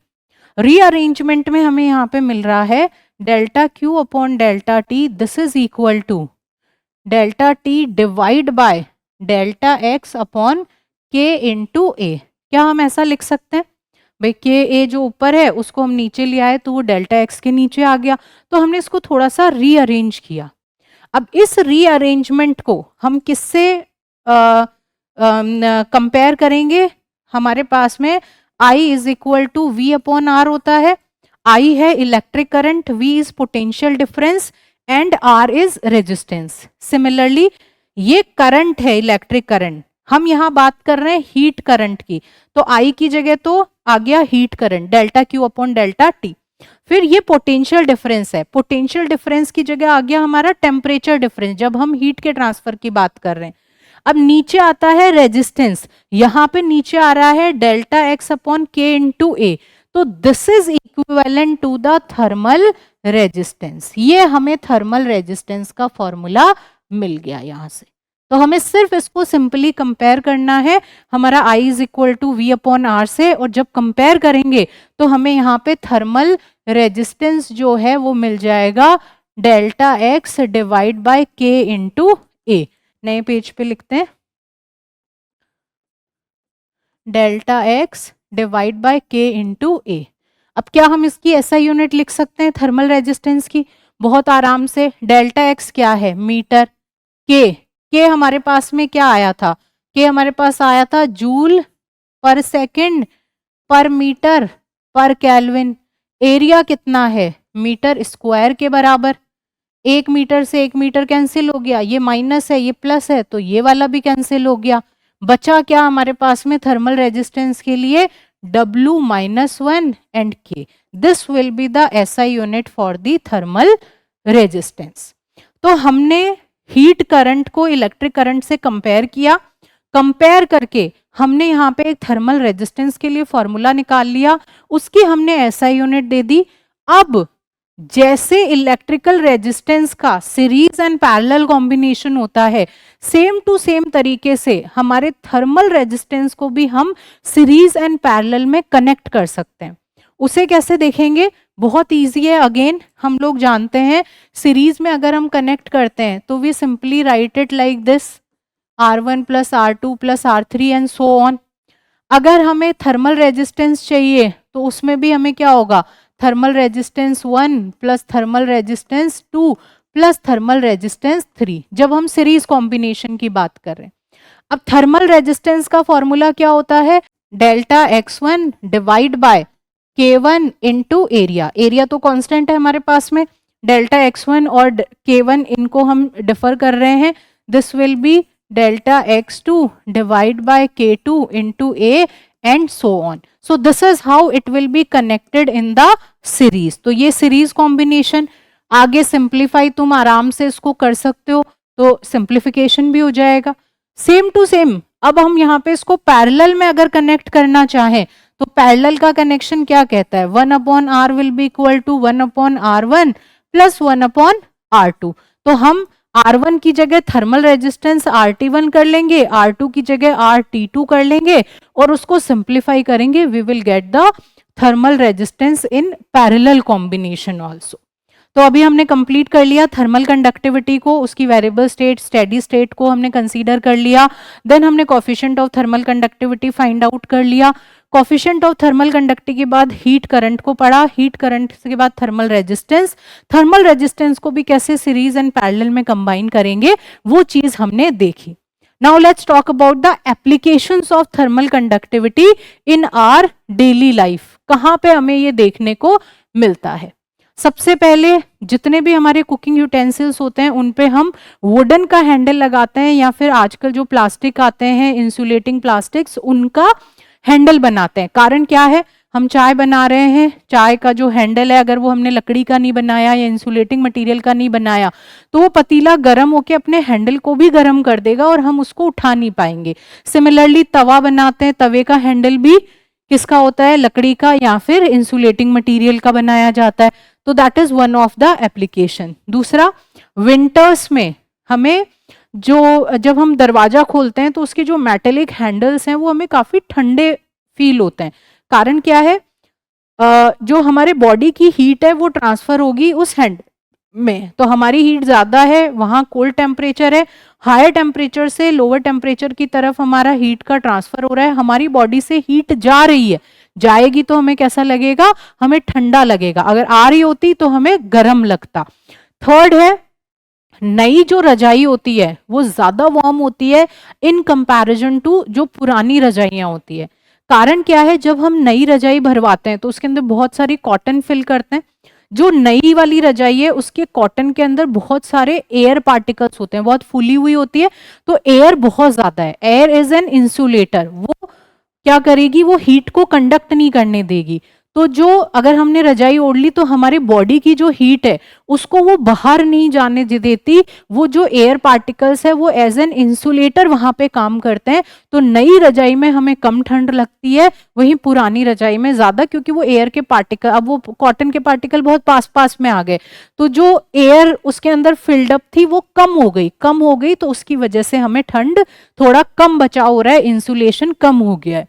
नेक्स्ट, विंटर्स में जो बर्ड्स होती हैं वो अपने पंखों को बहुत फैला लेती है, उसका कारण भी यही है, जैसे वो पंखों को फैलाएगी तो उसके अंदर एयर ट्रैप हो जाती है, और एयर जो है वो इंसुलेटर की तरह काम कर रही है, तो उनकी जो बॉडी की हीट है उसको एज एन इंसुलेटर वो बाहर नहीं जाने देगी और उनकी बॉडी को वार्म रखेगी। नेक्स्ट हम बात करते हैं, sawdust is a poor conductor of heat then the wood of which it is made. अब हमने कहा, हमने क्या ले लिया, लकड़ी ली, लकड़ी भी इंसुलेटर है, लेकिन अगर लकड़ी का बुरादा लेते हैं तो वो और ज्यादा इंसुलेटिंग होता है। जैसे कहीं अगर हमें बर्फ को एक जगह से दूसरी जगह ट्रांसफर करना है तो उसमें हम बहुत सारा ये लकड़ी का बुरादा भर देते हैं, क्योंकि उसके अंदर एयर बहुत सारी है, तो उसकी वजह से इसका इंसुलेशन इंक्रीज हो जाता है। ऑलरेडी वो इंसुलेटर है, फिर एयर पार्टिकल्स ज्यादा हो गए हैं, एयर बहुत सारी हो गई है, तो उसका और ज्यादा इंसुलेशन हो गया, और वो बहुत इजीली किसी भी चीज के हीट को ट्रांसफर में को रोकने में हेल्प करती है। Ice is packed in Ghani bags और सॉडस्ट। हमने देखा है अगर कम डिस्टेंस के लिए हमें आइस को ट्रांसफर करना है तो हम बोरियों में भर के ले जाते हैं, वहीं लंबे डिस्टेंस के लिए लेके जाना है तो फिर उसके अंदर हम ये लकड़ी का बुरादा भी भर के रखते हैं बोरी के अंदर। Next, Eskimos make double walled houses of the blocks of ice. Eskimo के बारे में हमने सुन रखा है, वो आइस के घर बनाते हैं, तो जो आइस के घर हैं जिन्हें हम इग्लू कहते हैं, तो वो डबल वॉल्ड होते हैं। डबल वॉल्ड मतलब एक वॉल फिर दूसरी वॉल और बीच में एयर फिल्ड अप, जैसे बीच में एयर आएगी एक इंसुलेशन आ जाएगा और वो insulation heat transfer of heat को रोकेगा। तो हमारे जितने भी अच्छे कंडक्टर्स होते हैं, हीट को बहुत इजीली ट्रांसफर करते हैं, उनकी थर्मल कंडक्टिविटी हाई होती है। जो इंसुलेटर्स होते हैं उनकी थर्मल कंडक्टिविटी बहुत ही पुअर होती है। थर्मल रेजिस्टेंस जिसका ज्यादा होगा उसकी हीट कंडक्टिविटी लेस होगी, जिसका थर्मल रेजिस्टेंस कम है, जैसे जो भी मेटल्स वगैरह हैं उनका थर्मल रेजिस्टेंस कम है, तो जब कम होता है तो उस वाले केस में उनकी कंडक्टिविटी हाई होती है। अच्छा, एक चीज और ध्यान रखना, जैसे मैंने आप लोगों को बताया कि जो लिक्विड्स हैं, जो फ्लूइड्स हैं, उनको हम नीचे से ऊपर की तरफ गर्म करते हैं, तो that is done with the help of convection method. ठीक है, तो हमारे पास ये कोई एक पतीला है, इसमें पानी भर रखा है, इसको हम इस तरीके से गर्म कर रहे हैं। जब हम ऐसे गर्म कर रहे हैं तो इसका जो भी फ्लूइड है that is heated with the help of convection method. लेकिन अगर हम इसको यहाँ ऊपर से गर्म करेंगे, नीचे से गर्म नहीं कर रहे, ऊपर से गर्म कर रहे हैं, तो उस केस में यहाँ पे कंडक्शन फिनोमेना काम में आता है। तो कुछ छोटी छोटी चीजें जिनका ध्यान रखना, ये थोड़ा सा एक्सेप्शनल चीज थी इसलिए मैंने आपको बताई। अब हम आगे बढ़ते हैं। The next topic which we have is Newton's law of cooling. Newton's law of cooling को कुछ डे टू डे लाइफ के एग्जाम्पल से समझते हैं। न्यूटन्स लॉ ऑफ कूलिंग कहता है कि जब सराउंडिंग और ऑब्जेक्ट के टेम्परेचर में काफी ज्यादा डिफरेंस होता है तो जो कूलिंग का रेट है वो बहुत हाई होगा। वहीं अगर सराउंडिंग और ऑब्जेक्ट के टेम्परेचर डिफरेंस कम है तो कूलिंग का रेट कम होता है। कैसे समझ सकते हैं, जैसे हमारे पास एक चाय का कप है, चाय का कप अगर हमने गर्मियों में रख रखा है तो उसका जो कूलिंग है वो बहुत ही धीरे धीरे होती है। वहीं अगर उस चाय के कप को हम सर्दियों में अपने रूम में रखते हैं तो बहुत जल्दी ठंडा हो जाता है। कारण क्या है? कारण यह है कि सर्दियों में जो टेम्परेचर का डिफरेंस है सराउंडिंग और कप में वो काफी ज्यादा है, तो कूलिंग का जो रेट है वो भी काफी हाई रहेगा, और जैसे ही वो सराउंडिंग टेम्परेचर के आसपास आएगा उसका जो रेट ऑफ कूलिंग है वो कम हो जाएगा। सिमिलरली गर्मियों के टाइम में क्योंकि रूम का टेम्परेचर भी हाई है और गर्म चाय जो है उसका टेम्परेचर भी हाई है, तो स्टार्टिंग में जब टेम्परेचर डिफरेंस ज्यादा है तो कूलिंग रेट हैवी थी, हाई थी, लेकिन जैसे ही वो सराउंडिंग के टेम्परेचर के आसपास आएगा उसका रेट ऑफ कूलिंग कम हो जाएगा। तो ऐसे बहुत सारे एग्जाम्पल है हमारे डे टू डे लाइफ में जहां हम देखते हैं कि अगर हमारा टेम्परेचर डिफरेंस होता है तो स्टार्टिंग में जो रेट ऑफ कूलिंग है वो काफ़ी ज़्यादा हाई होती है, और जैसे जैसे हम सराउंडिंग के टेम्परेचर के पास में आते हैं जो कूलिंग का रेट है वो स्लो डाउन हो जाता है। अब यहाँ पे ये जो टेम्परेचर डिफरेंस है उसके लिए भी एक कंडीशन है। हम कहते हैं कि ये टेम्परेचर का डिफरेंस बहुत ज़्यादा हाई नहीं होना चाहिए, अदरवाइज फिर Newton's law of cooling fail हो जाता है। उस केस में फिर हम स्टीफन बोल्ट्जमैन लॉ का यूज़ करते हैं। तो अगर टेम्परेचर का डिफरेंस कम है, जैसे 40 डिग्री तक हम इसको कहते हैं कि हम कंसीडर कर सकते हैं, तब तक हमारा Newton's law of cooling applicable है, और ये कहता है कि स्टार्टिंग में रेट ऑफ कूलिंग जो है वो बहुत फास्ट होती है, और जैसे जैसे सराउंडिंग के टेम्परेचर के क्लोज आता है टेम्परेचर, जो रेट ऑफ कूलिंग है वो स्लो डाउन हो जाती है। इसका जो स्टेटमेंट है वो हमारा यहाँ पे लिखा हुआ है। इसको एक बार मैथमेटिकली समझते हैं कि आखिर न्यूटन्स लॉ ऑफ कूलिंग कैसे काम करता है, और इसका अगर डे टू डे लाइफ में हम यूज़ देखें तो यूज़ क्या है। एक तो भी जो ये हमारे फिनोमेनाज है कि क्यों कोई चीज़ बहुत जल्दी ठंडी हो रही है और एक टाइम पे आने के बाद में, मतलब जैसे अगर हम आलू उबाल के रखते हैं तो स्टार्टिंग में बहुत जल्दी ठंडे होते हैं, बट एक पर्टिकुलर टेम्परेचर पे आके फिर उनका जो ठंडे होने का रेट है वो कम हो जाता है। तो ऐसा क्यों हो रहा है। दूसरा, आप लोगों ने देखा होगा कि बहुत बार जैसे किसी का कोई बॉडी मिलती है, मतलब किसी की डेथ हो जाती है और उसकी बॉडी मिली है, तो पता नहीं चल पाता कि उसकी डेथ कितना टाइम पहले हुई। तो फॉरेंसिक लैब वाले उसके टाइम को कैलकुलेट करते हैं कि इसका जो डेथ है वो अप्रोक्सीमेटली इतना टाइम पहले हुआ होगा। तो वो जो डेथ का टाइम है वो फाइंड आउट करते हैं हम न्यूटन्स लॉ ऑफ कूलिंग की हेल्प लेके, क्योंकि हमें पता है कि जैसे ही किसी इंसान की डेथ होगी वैसे ही उसका टेम्परेचर फॉल डाउन होने लग जाएगा, और जो टेम्परेचर फॉल डाउन हो रहा है, जो रेट ऑफ कूलिंग है, वो डायरेक्टली प्रोपोर्शनल होगी टेम्परेचर डिफरेंस के। तो वहां से कैलकुलेशंस करके कब उस पर्टिकुलर बॉडी की डेथ हुई है वो पता किया जा सकता है। Mathematically Newton's law of cooling को एक बार देखते हैं, एक्सपेरिमेंटल वेरिफिकेशन इसका। हम यहाँ पे रेट ऑफ कूलिंग की बात कर रहे हैं। रेट ऑफ कूलिंग का मतलब हुआ कि जो हीट है वो धीरे धीरे लूज हो रही है। तो रेट ऑफ कूलिंग, हीट का transfer with respect to time, तो heat conduction with respect to time हम कुछ इस तरीके से लिखेंगे, थर्मल कंडक्शन, हीट कंडक्शन को, हीट करंट को D Q upon D T. अब लॉस ऑफ हीट है, तो लॉस ऑफ हीट को दिखाने के लिए हम यहाँ पे एक नेगेटिव साइन लगा देते हैं, और ये हमारा लॉस ऑफ हीट को रिप्रेजेंट कर रहा है। ये जो लॉस ऑफ हीट है this is directly proportional to the temperature difference. अब टेम्परेचर डिफरेंस में जो T है that is the temperature of the object, ये टेम्परेचर ऑफ ऑब्जेक्ट है, and T not is the temperature of the surrounding, this is the surrounding temperature. तो दोनों के बीच में कितना टेम्परेचर डिफरेंस है उसके ऊपर ये डिपेंड करेगा। अगर हम प्रोपोर्शनैलिटी साइन को हटाएंगे तो we will simply put over here a constant small k t minus t naught. This small k is proportionality constant. अब हम लोगों ने ऑलरेडी पढ़ रखा है डेल्टा क्यू किसके बराबर होता है, m into S into delta T. Previous वाले लेक्चर में हमने ये फॉर्मूला पढ़ा था। यहाँ से अगर मैं q की वैल्यू लिखूं तो that will B m into S into T.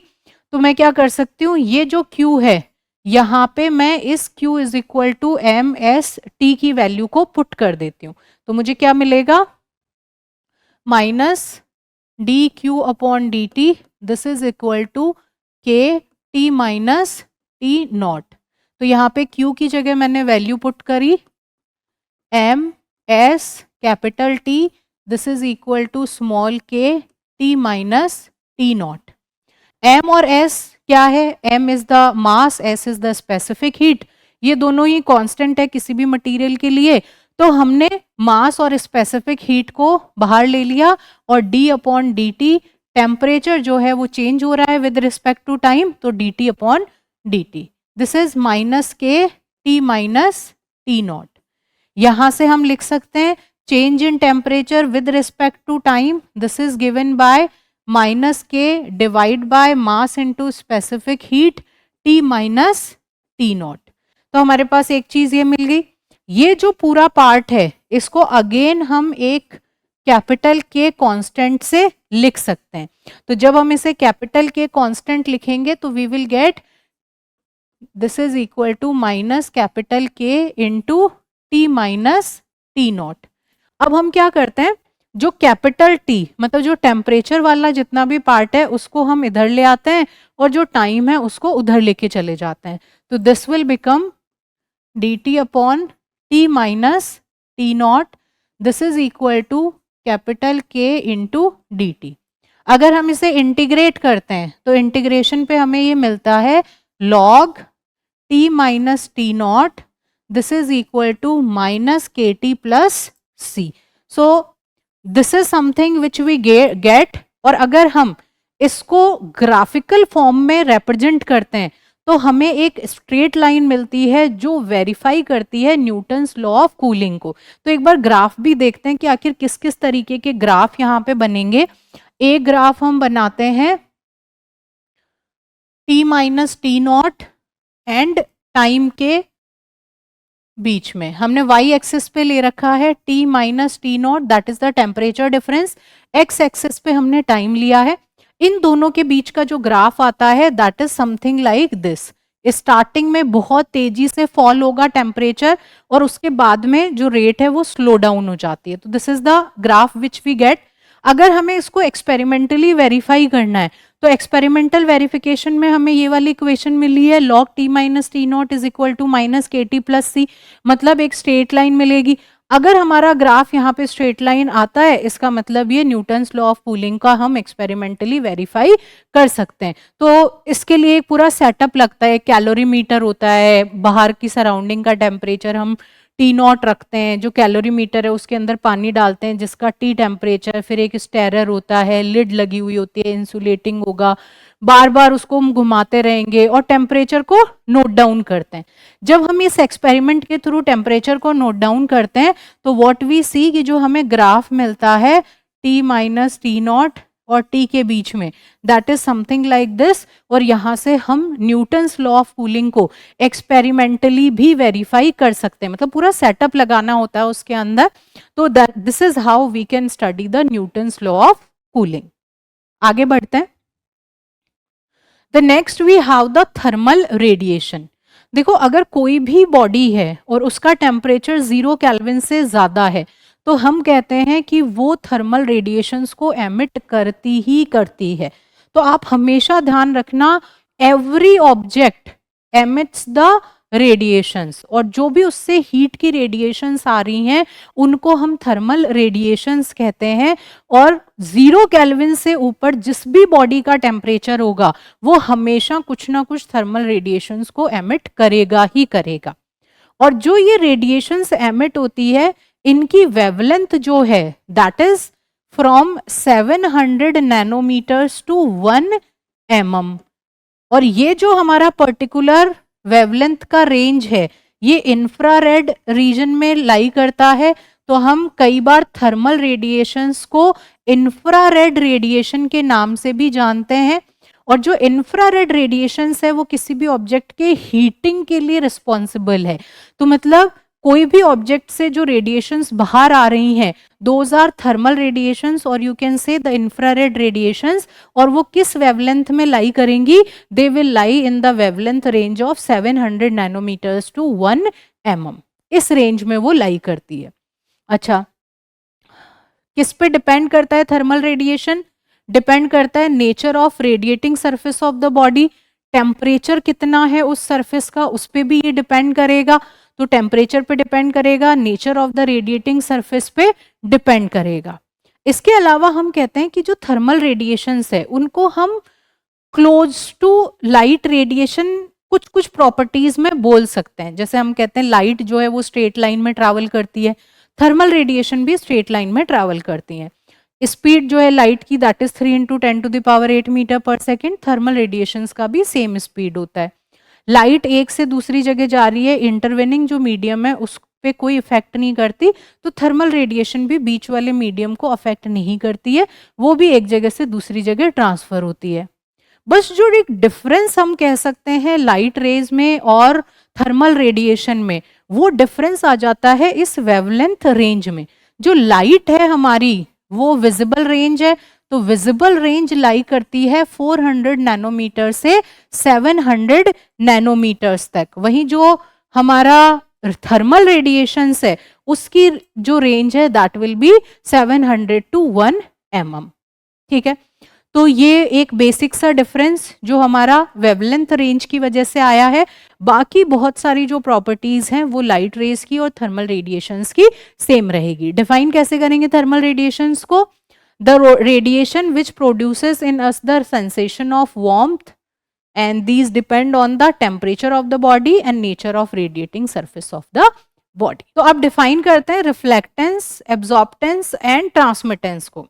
हमने माना फॉर एग्जांपल हमारे पास में एक कोई बॉक्स है, उस बॉक्स के ऊपर टोटल अमाउंट ऑफ एनर्जी ने इंसिडेंट किया। जो total amount of energy incident हुई in a particular interval of time वो हमने ले ली। अब कुछ पार्ट ऑफ एनर्जी यहां से रिफ्लेक्ट हो गई in that particular interval of time. तो अगर हम reflected energy in that particular interval of time को डिवाइड कर देते हैं total energy incident on the particle in that interval of time, तो वो रेशियो हमें देता है रिफ्लेक्टेंस।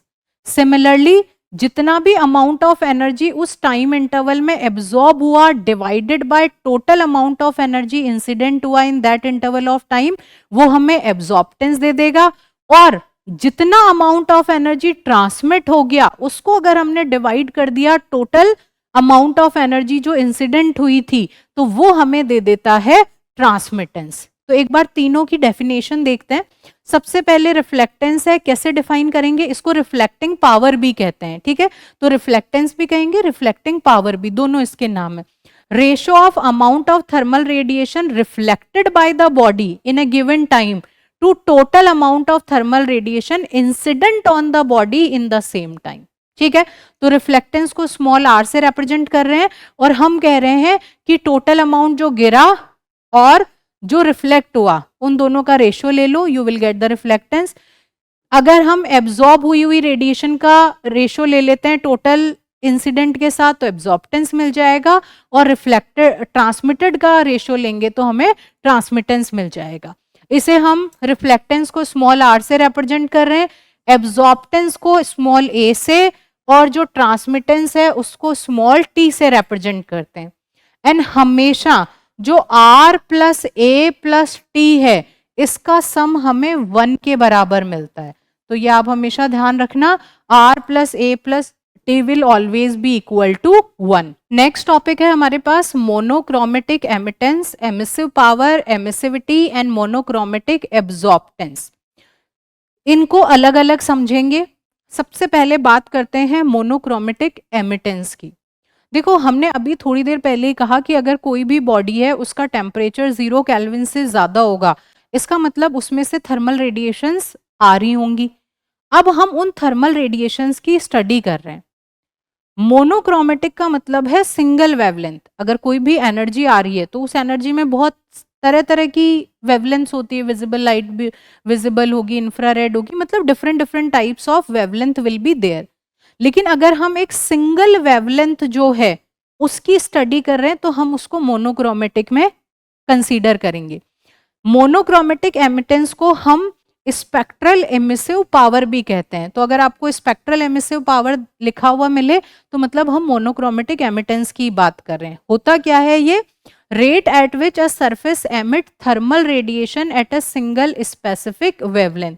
मतलब कोई एक सरफेस है उसमें से थर्मल रेडिएशन एमिट हो रही है, और जो थर्मल रेडिएशन एमिट हो रही है उसमें भी हम एक सिर्फ सिंगल वेवलेंथ को स्टडी कर रहे हैं। हम सारी की सारी रेडिएशंस को वहां स्टडी नहीं कर रहे। That is known as monochromatic emittance. तो याद कैसे रखोगे?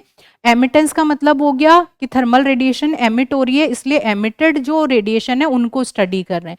मोनोक्रोमेटिक का मतलब हो गया सिंगल वेवलेंथ को स्टडी कर रहे हैं, सारी की सारी वेवलेंथ सारी एनर्जी को स्टडी नहीं कर रहे हैं। अब मोनोक्रोमेटिक जो एमिटेंस है वो हमें क्या बताता है? How much energy a body emit at one particular wavelength. उस पर्टिकुलर वेवलेंथ पे कितनी एनर्जी आई है। भाई हर अलग अलग वेवलेंथ की अलग अलग एनर्जी होगी, तो उस सिंगल वेवलेंथ की एनर्जी ज्यादा है या कम है वो हम मोनोक्रोमेटिक एमिटेंस या फिर स्पेक्ट्रल एमिसिव पावर में पढ़ते हैं। इसका फॉर्मूला हम लिखते हैं capital E into lambda. The formula will be capital E into lambda. This will be the formula for monochromatic एमिटेंस।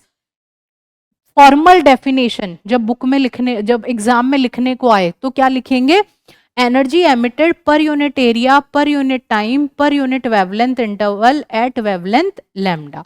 इसे हम कहते हैं मोनोक्रोमेटिक एमिटेंस। ठीक है, बाकी समझने के लिए आपको दिमाग में बिठाने के लिए कि आखिर होता क्या है मोनोक्रोमेटिक एमिटेंस, हमेशा ध्यान रखना एमिटेंस मतलब थर्मल रेडिएशन एमिट हो रही है, मोनोक्रोमेटिक मतलब हम सिंगल वेवलेंथ की स्टडी कर रहे हैं। फॉर्मल डेफिनेशन देनी होगी तो we will say energy emitted per unit area per unit time per unit wavelength at wavelength lambda. ठीक है, अब हम यहाँ पे कुछ बात कर रहे हैं जैसे real surfaces do not emit the same amount of thermal radiation at all wavelength. क्यों पढ़ते हैं भाई मोनोक्रोमेटिक एमिटेंस को? पढ़ने की जरूरत क्या पड़ रही है? तो हम कहते हैं कि जो जितनी भी रियल बॉडीज है ऐसा नहीं है कि वहां पे same amount of thermal radiation आ रहा है हर वेवलेंथ पे, कुछ वेवलेंथ पे ज्यादा है कुछ पे कम है, तो हम इसलिए उसको डिफरेंट डिफरेंट स्टडी कर रहे हैं। इसलिए ये हमें क्या करने में हेल्प करता है? How radiation varies with wavelength, wavelength के साथ रेडिएशन कैसे चेंज होती है उसको स्टडी करने में हेल्प करता है। तो अब इसका प्रैक्टिकल यूज क्या है, मतलब कहाँ काम आता है? ये काम आता है हमारा जैसे इंफ्रारेड सेंसिंग हमें पढ़नी हो, एस्ट्रोफिजिक्स पढ़ना हो, हीट ट्रांसफर इंजीनियरिंग जो है जहाँ पे मटेरियल टेम्परेचर मेजरमेंट होता है, फर्नेस एंड कंबशन एनालिसिस होती है, तो उन सब जगहों पे हमें ये हेल्प करता है, इसलिए हम इस चीज को पढ़ते हैं। अब नेक्स्ट है हमारे पास में एमिसिव पावर। एमिसिव पावर को समझते हैं। एमिसिव पावर को हम टोटल एमिटेंस भी कहते हैं। अब देखो, अभी हमने मोनोक्रोमेटिक एमिटेंस पढ़ा, मतलब सिंगल वेवलेंथ पे किस तरीके से रेडिएशंस एमिट हो रही है। अगर हम टोटल जो रेडिएशंस का एमिटेंस एमिट हो रही है उसको स्टडी करें तो उसे टोटल एमिटेंस कह देंगे, और उसी को हम दूसरा नाम एमिसिव पावर भी कहते हैं। अब वो कैसे फाइंड आउट किया जाएगा? मैथमेटिकली तो अगर आपके पास सिंगल वेवलेंथ है आप उसको इंटीग्रेट कर दो 0 से इन्फिनिटी तक तो तुम्हें टोटल वेवलेंथ मिल जाएगी, और फिर उसकी स्टडी हम कर लेंगे। तो जो ई लैम्डा हमें मिला था अगर हम उसका इंटीग्रेशन कर देते हैं 0 टू इन्फिनिटी तो हमें टोटल एमिटेंस मिल जाता है। डेफिनेशन क्या है? Total rate at which surface emit thermal radiation across all wavelength, सारी वेवलेंथ्स की जो हम थर्मल रेडिएशन यहाँ पे एमिटेंस पढ़ रहे हैं that is total emittance. Total emissive power is the integral of the spectral emissive power all wavelength, 0 से इन्फिनिटी तक है ना। इसको यहाँ पे लैम्डा इन्फिनिटी लिख लो भाई, जो भी हमारी वेवलेंथ है उस तक E lambda D lambda, this is going to give us the total emittance. ठीक है, यूनिट आ जाएगी हमारी watt per metre square. Next we have emissivity. Emissivity क्या होती है? It is a measure of how effectively a real surface emit thermal radiation compared to an ideal black body at the same temperature। देखो ideal situations कभी exist नहीं करती but हम comparison के लिए उसको मान के चलते हैं। तो हमने माना कि एक कोई ब्लैक बॉडी है जो सारी की सारी जो रेडिएशंस है उनको एब्जॉर्ब भी करती है और जितने सबको एमिट भी करती है। प्रीवियस वाले लेक्चर में ब्लैक बॉडी रेडिएशन के बारे में पढ़ा था हमने। तो अब यहाँ पे हम ब्लैक बॉडी से कंपेयर कर रहे हैं कि उसके कंपैरिजन में कोई भी बॉडी कितना जो थर्मल रेडिएशंस है उनको एमिट कर सकती है, हाउ इफेक्टिवली वो एमिट कर सकता है surface, that is known as emissivity. Mathematically emissivity का फॉर्मूला होता है emissive power of real surface divided by emissive power of a black body at the same temperature. In short हम उसे compare कर रहे हैं ब्लैक बॉडी से किसी भी दूसरी बॉडी को कि उसका एमिटेंस कैसा है। तो ब्लैक बॉडी जो है उसके एमिसिव पावर से जो रेशियो हम लेंगे that ratio is going to give us the emissivity. इसकी वैल्यू रेंज करती है 0 से 1। 1 है इसका मतलब परफेक्टली ब्लैक बॉडी वाले केस में आ जाता है, तो मैक्सिमम रेडिएशंस यहाँ पॉसिबल होगी, और बाकी जो भी होंगे 1 से कम होगी। मतलब हम कह रहे हैं मैक्सिमम 1 है तो मतलब बाकी तो फिर 1 से कम ही रहेगा, तो रियल सरफेसेस के लिए हमेशा लेस रहता है। अच्छा, कुछ कुछ चीजें जैसे ये डायमेंशन लेस है, it depends on the material, surface finish, temperature and wavelength. Shiny polished metallic surfaces की लो एमिसिविटी होती है, वहीं रफ डार्क और नॉन रिफ्लेक्टिव सरफेसेस की हाई एमिसिविटी होती है। ठीक है, आगे बढ़ते हैं। Next we have monochromatic absorptance. पहले हमने मोनोक्रोमेटिक एमिटेंस के बारे में पढ़ा था, अब हम एब्जॉर्प्टेंस के बारे में पढ़ रहे हैं, जिसे स्पेक्ट्रल एब्जॉर्प्टिव पावर भी कहते हैं। ठीक है, दोनों नाम एक जैसे से ही हैं, बस एमिटेंस और एब्जॉर्प्टेंस का डिफरेंस है यहाँ पे। मतलब क्या है? It refers to how much of the incident radiation at a specific wavelength is absorbed by a surface. मतलब वही सेम बात, कोई सरफेस है, उसके ऊपर हमारी एनर्जी गिरी है। अब एनर्जी गिरी है तो पर्टिकुलर वेवलेंथ का कितना एब्जॉर्प्शन है वो हमें बताता है हमारा मोनोक्रोमेटिक एब्जॉर्प्टेंस। ठीक है, एल्फा या ए लैम्डा, जैसे वो जो हमारा था मोनोक्रोमेटिक एमिटेंस, उसको ई लैम्डा लिखते थे, मोनोक्रोमेटिक एब्जॉर्प्टेंस को हम ए लैम्डा से डिफाइन करते हैं। कैसे? फॉर्मूला क्या आएगा? Radiant energy absorbed at wavelength lambda divide by radiant energy incident at wavelength lambda. So this will be the formula for a lambda. तो ये हमें बताता है what fraction of radiation at a particular wavelength a material can absorb. Because हर material अलग अलग तरीके से एब्जॉर्प्शन करता है, तो कौन सा मटेरियल कैसे एब्जॉर्ब करेगा वो चीज़ हमें यहाँ से मिल जाती है। ठीक है, कहाँ काम आती है? काम आती है हमारा important for solar energy systems, coating, sensors. तो वहाँ पे किस तरह का मटेरियल यूज़ करना चाहिए जिसका एब्जॉर्प्टेंस ज़्यादा होगा, तो उस चीज़ों में हम अगर इसकी नॉलेज होती है तो हम इजीली उसको अप्लाई कर सकते हैं। Helps understand how material interact with radiation across wavelengths, और रेडिएशन हीट ट्रांसफर कैलकुलेशंस में हम इसका यूज़ करते हैं। कुछ कुछ चीज़ें, जैसे ये भी डायमेंशनलेस एक क्वांटिटी है, वेवलेंथ पे डिपेंड करती है। इसके अलावा डार्क और रफ सरफेस होंगे, उनकी हाई स्पेक्ट्रल एब्जॉर्प्टेंस होती है। शाइनी और रिफ्लेक्टिव सरफेस की लो स्पेक्ट्रल एब्जॉर्प्टेंस होती है। भाई शाइनी होगा, रिफ्लेक्टिव होगा तो रिफ्लेक्ट ही कर देगा ना, एब्जॉर्ब थोड़े ना करेगा। तो जो रफ होगा, डार्क होगा, उसी की एब्जॉर्प्टेंस ज़्यादा रहेगी। तो ये हम यहाँ पे इसके बारे में बता सकते हैं। Next is green house effect. Green house effect के बारे में हम लोगों ने बहुत ज़्यादा सुन रखा है, अभी ग्लोबल वार्मिंग, क्लाइमेट चेंज, ये सारी बातें होती है, तो उसमें ग्रीन हाउस इफेक्ट भी हम लोग बचपन से पढ़ते हुए आ रहे हैं। पहले एग्जैक्टली इसका फिजिक्स में मीनिंग समझते हैं ग्रीन हाउस इफेक्ट का, और उसके बाद में हम इसको रिलेट करेंगे जो हमने ग्लोबल वार्मिंग, क्लाइमेट चेंज के हिसाब से ग्रीन हाउस इफेक्ट को पढ़ रखा है।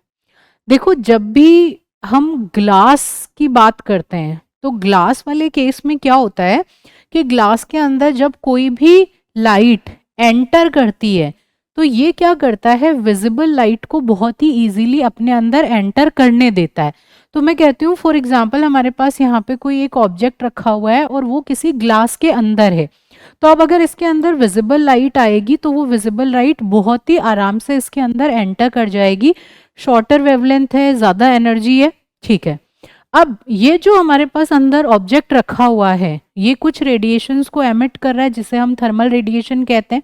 जो थर्मल रेडिएशंस है वो इंफ्रारेड रेडिएशन भी कही जाती है, क्योंकि उनका जो वेवलेंथ का रेंज है वो इंफ्रारेड वाला जो कैटेगरी है उसमें लाई करता है।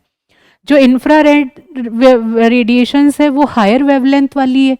जैसे ही हायर वेवलेंथ हुई उनकी एनर्जी कम हो गई। इसका मतलब यहाँ पे एनर्जी बाहर से अंदर आ रही है, इसको गर्म कर रही है, बट इसके अंदर से जो थर्मल रेडिएशंस है due to their higher wavelength वो इस ग्लास को एस्केप करके बाहर नहीं जा पाती, और उसकी वजह से क्या होता है, इस ग्लास के अंदर जितनी भी एयर है वो सारी की सारी हीटअप रहती है। तो जो ये ट्रैपिंग हो गई है इंफ्रारेड रेडिएशंस की, या फिर आप कहें जो ये ट्रैपिंग है यहाँ पे हीट की, इसी को हम ग्रीन हाउस इफेक्ट कहते हैं।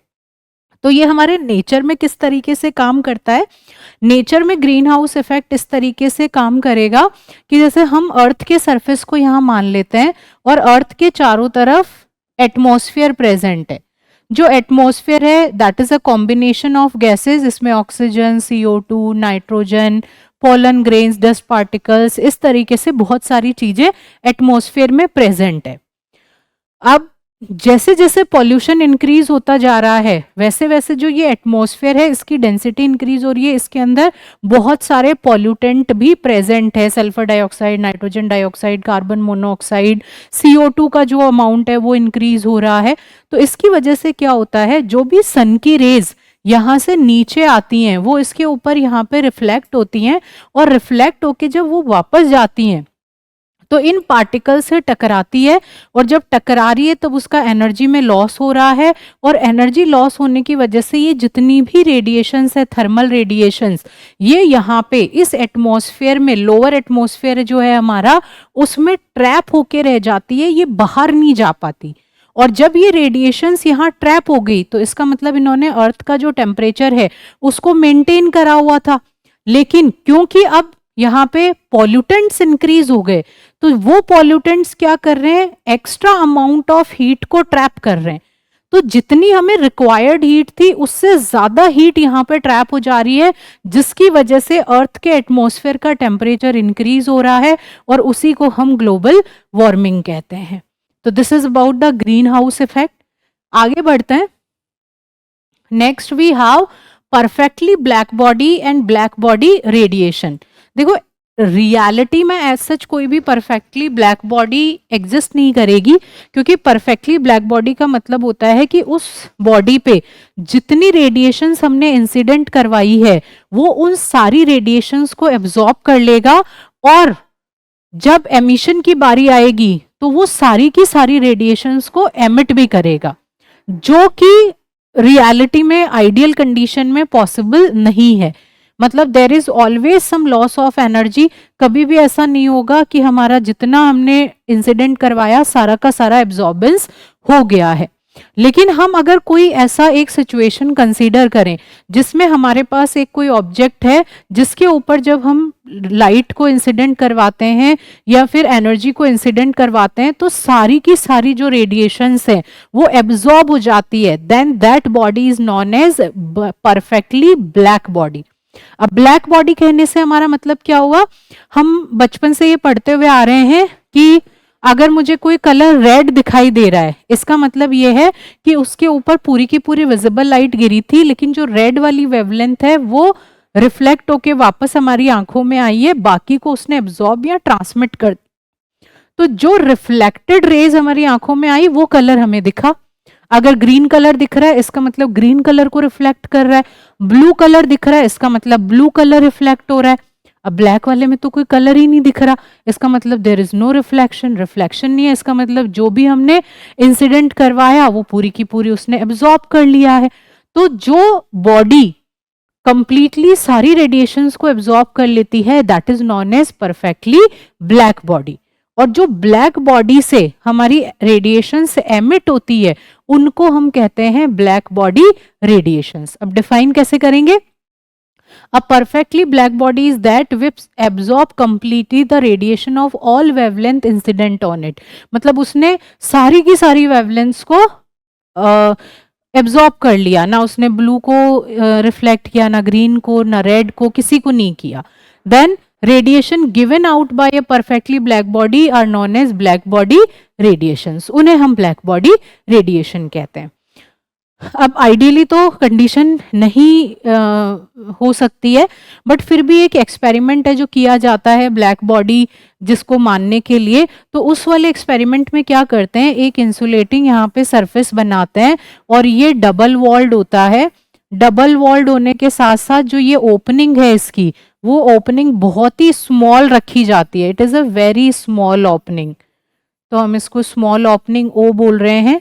यहाँ पे हम एक इस तरीके का स्ट्रक्चर बनाते हैं और ये जो स्मॉल ओपनिंग है इस ओपनिंग से यहाँ अंदर की तरफ रेडिएशंस को इंसिडेंट करवाएंगे। ये जो सरफेस है that surface is reflecting surface, reflecting black surface, या फिर आप इसको सिर्फ ब्लैक सरफेस लिखिए, ब्लैक सरफेस। ठीक है, तो अंदर का जितना भी पार्ट है उसको कंप्लीटली ब्लैक कलर से पेंट किया हुआ है। यहां ये स्ट्रक्चर क्यों बनाया, ये स्ट्रक्चर इसलिए बनाया ताकि अगर रेडिएशंस अंदर जाए तो अंदर जाके उनका बिल्कुल ऐसे कंप्लीट रिफ्लेक्शन ना हो, क्योंकि जैसे ही अंदर जाएगा टकराएगा तो हो सकता है वो वहां पे बिल्कुल जिस एंगल पे जा रहा है उसी से वापस आ जाए और इस ओपनिंग से बाहर निकल जाए। मतलब हमारा मोटिव यहाँ ये है कि हमने ओपनिंग इतनी छोटी रखी है कि इससे रेडिएशंस अंदर से हम बाहर भेज रहे हैं, बट जो अंदर वाली रेडिएशंस है उनको वापस नहीं आने देना चाहते, इसलिए ओपनिंग को छोटा रखा और ये एक स्ट्रक्चर यहाँ पे बनाया। अब जब रेडिएशन जाएंगी तो वो इससे टकराएगी, फिर इधर जाएगी, इधर जाएगी, लेकिन एट द एंड वो क्या होंगी, यहीं पे एब्जॉर्ब हो जाएगी, क्योंकि इनको बाहर निकलने का कोई रास्ता नहीं मिल रहा। तो जितनी रेडिएशंस को इस स्ट्रक्चर के अंदर एंटर करवाया था वो सारी की सारी रेडिएशंस अंदर एब्जॉर्ब हो गई, तो परफेक्टली ब्लैक बॉडी मिल गई। मतलब हमारा परफेक्टली ब्लैक बॉडी वही होता है कि जितनी रेडिएशंस हम अंदर एंटर करवाएं वो सारी एब्जॉर्ब हो जाए, तो इसका मतलब that is a perfectly black body. लेकिन परफेक्टली ब्लैक बॉडी एमिट भी सारी रेडिएशंस को करेगी। तो अब अगर हम इस पर्टिकुलर स्ट्रक्चर को किसी हायर टेम्परेचर पे गर्म करते हैं तो यहाँ से जितनी रेडिएशंस हमने इंसिडेंट करवाई थी वो सारी रेडिएशंस इससे बाहर भी निकलती है, और जो बाहर रेडिएशंस निकल रही है उनको कहा जाता है black body radiation. So this is about the black body and black body radiations. अब हमारे पास आ जाता है किरचॉफ्स लॉ। किरचॉफ्स लॉ हमें पर्टिकुलरली ये बताता है कि जो भी ऑब्जेक्ट गुड एब्जॉर्बर होते हैं they are good emitter also. मतलब अगर कोई ऑब्जेक्ट है जो बहुत अच्छे से रेडिएशंस को एब्जॉर्ब कर रहा है तो वो बहुत अच्छे से उन्हीं सारी वेवलेंथ की रेडिएशंस को एमिट भी करेगा। वही अगर पुअर एब्जॉर्बर है तो वो पुअर एमिटर होगा। तो एट द एंड जो किरचॉफ्स लॉ हम पढ़ते हैं उसका जो सार निकल के आता है वो यही आता है, good absorbers are good emitters, poor absorbers are poor emitters. तो अच्छे से एब्जॉर्ब होगा तो अच्छे से एमिट होगा, और अच्छे से एब्जॉर्ब नहीं हो रहा है तो पुअरली एमिट होगा। अब किरचॉफ्स लॉ को हम अगर फॉर्मली डिफाइन करें तो हम इसको कैसे लिखते हैं, हम कहते हैं कि जो एमिसिव हमारी पावर है, एमिसिव पावर, इसका अगर हम रेशियो ले लें किससे, एब्जॉर्प्टिव पावर से, तो that comes out to be a constant. इन दोनों का रेशियो कैसा होता है, इट इज अ कांस्टेंट। और ये कांस्टेंट किसके बराबर होगा, ये कांस्टेंट हमारा बराबर होता है emissive power of a perfectly black body. तो परफेक्टली ब्लैक बॉडी की जो एमिसिव पावर है उसको मैं यहाँ पे कैपिटल ई लैम्डा से रिप्रेजेंट कर रही हूँ। तो emissive power of a body divided by absorptive power, that will always be a constant and that constant is equal to the emissive power of a perfectly black body। हम emissive power को E lambda से represent कर देते हैं, absorptive power को हम A lambda से represent कर देते हैं, तो this comes out to be capital E lambda and this is known as the Kirchhoff's law. इसी को हम किरचॉफ्स लॉ कहते हैं। आगे देखते हैं। तो इसका सार यही निकल के आता है, good absorbers are good emitters and poor absorbers are poor emitters. हम प्रूफ भी बता सकते हैं किरचॉफ्स लॉ का, मतलब हम इसे प्रूव भी कर सकते हैं। अब प्रूव करने के लिए हमें क्या करना पड़ेगा, हमें फिर से कुछ सिचुएशंस को अज्यूम करना होगा कि कोई हमारे पास एक सरफेस है, उस पर कुछ डेल्टा क्यू हीट है, फिर वहाँ पे कुछ एमिसिव पावर है, कुछ एब्जॉर्प्टिव पावर है, तो that can also be done. सबसे पहले हम अज्यूम करते हैं कि हमारे पास में एक कोई एनक्लोजर है जिसमें हमने एक कांस्टेंट टेम्परेचर टी रख रखा है, और उस कांस्टेंट टेम्परेचर टी के अंदर हमारा ऑब्जेक्ट लाई कर रहा है। अब जब ऑब्जेक्ट वहाँ पे लाई कर रहा है तो हम कहेंगे वहाँ पे कुछ एनर्जी का एब्जॉर्प्शन होगा पर यूनिट एरिया पर सेकेंड, मतलब कुछ पर्टिकुलर एरिया ले लिया, पर सेकेंड ले लिया, और उसका हमारे को वहाँ पे एब्जॉर्प्शन देखना है। तो हमारे पास में एक तो यहाँ पे है absorption, absorption per unit area per second, पर unit area per second, this will B A lambda into d Q. अगर हमने थर्मल इक्विलिब्रियम थर्मल इक्विलिब्रियम की कंडीशन अगर हम यहाँ देखते हैं तो जितना एब्जॉर्प्शन होगा उतना ही हमारे पास में एमिशन भी होगा। अब यहाँ एब्जॉर्प्शन और एमिशन में ध्यान रखना, I am talking about per unit area per second. तो मैंने absorption per unit area per second a lambda is equal to d q के बराबर लिया, और जो emission per unit area per second है that is equal to e lambda into d lambda, क्योंकि हम पर्टिकुलर वेवलेंथ को यहाँ पे देख रहे हैं। ठीक है, तो थर्मल इक्विलिब्रियम में जितना एब्जॉर्प्शन होगा पर यूनिट एरिया पर सेकेंड उतना ही एमिशन भी होगा पर यूनिट एरिया पर सेकेंड। तो इसका मतलब a lambda d q this will be equal to e lambda into d lambda. This is equation number 1। अब हम कंसीडर करते हैं एक परफेक्टली ब्लैक बॉडी को। जब परफेक्टली ब्लैक बॉडी की बात आती है तो वहां पे हम कहते हैं कि जो हमारा ई लैम्डा है वो किसके बराबर हो जाएगा, कैपिटल ई लैम्डा के बराबर, क्योंकि हमने एमिसिव पावर जो ले रखी है वो कैपिटल ई लैम्डा, अभी पीछे हमने वही अज्यूम किया था। और जो एब्जॉर्प्टेंस है वो किसके बराबर आ गया, वो 1 के बराबर आ गया।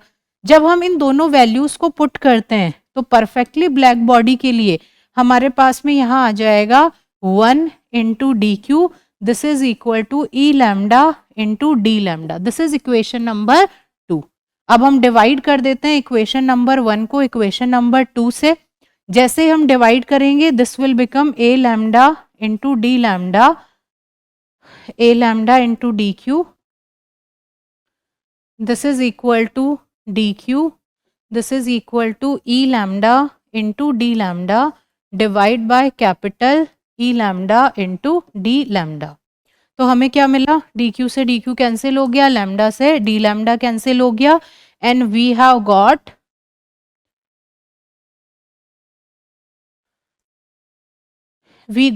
ए lambda is equal to small e lambda into capital E lambda.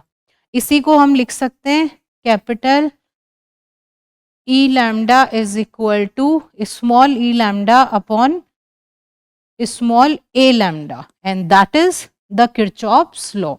तो यही हमें किरचॉफ्स लॉ जो है वो हमने स्टार्टिंग में जो अभी पहले बोला था वही हमारा किरचॉफ्स लॉ है, e lambda upon a lambda emissive power upon absorptive power that is equal to capital E lambda, और यही हमको यहाँ पे प्रूफ करने के बाद में मिल गया। और इन शॉर्ट आप सिर्फ ये ध्यान रखो कि जो किरचॉफ्स लॉ है वो मेनली हमें यही बताता है कि जितना अच्छा एब्जॉर्बर होगा उतना ही अच्छा एमिटर होगा। अब इसको कैसे समझ सकते हैं, जैसे एक एग्जाम्पल दिया जाता है किरचॉफ्स लॉ के लिए कि हमने एक कोई चाइना डिश ले रखी है और जो या फिर चाइना की कोई प्लेट ले रखी है, तो वो बहुत ऐसे रिफ्लेक्टिंग सरफेस होता है और उसके ऊपर ना कुछ डार्क कार्विंग्स की हुई है, मतलब ऐसे डिजाइन बनाई हुई होती है, तो डार्क डिजाइन्स बनी हुई है।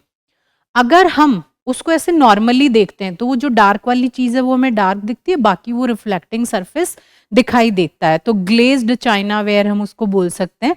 अगर हम उसे बहुत ज्यादा हीट अप करेंगे, ठीक है, हीट अप करेंगे और हीट करने के बाद हम उसी पर्टिकुलर प्लेट को किसी एक ब्लैक कलर के या फिर अंधेरे वाले रूम में लेके जाते हैं, तो हम क्या देखते हैं कि वो जो कार्विंग्स थी उस पे डार्क वाली वो बहुत अच्छे से दिखाई दे रही है, वो बहुत ज्यादा चमक रही है। तो इसका मतलब यही हुआ कि जब हमने उस प्लेट को हीट किया तो वो जो ब्लैक वाली कार्विंग्स थी उन्होंने बहुत अच्छे से हीट को एब्जॉर्ब करा, तो एब्जॉर्बेंस बहुत अच्छा हुआ, जबकि जो ग्लेज्ड पार्ट था उसने रिफ्लेक्ट कर दिया, उसने एब्जॉर्ब करा नहीं। अब जब हम इसी प्लेट को डार्क रूम में लेके गए तो डार्क रूम में अब क्या होगा, जो एब्जॉर्बेंस जिस लाइट का हुआ है, जिसने ज्यादा एब्जॉर्ब किया है वो अच्छे से एमिट भी करेगा, तो now the dark carvings are emitting the light, तो इसलिए हमें वहां पे वो काफी अच्छे से दिखाई देता है। तो ये एक एग्जांपल हम किरचॉफ्स लॉ का ले सकते हैं। दूसरा एक थर्मस फ्लास्क भी हमारे किरचॉफ्स लॉ से ही रिलेटेड है।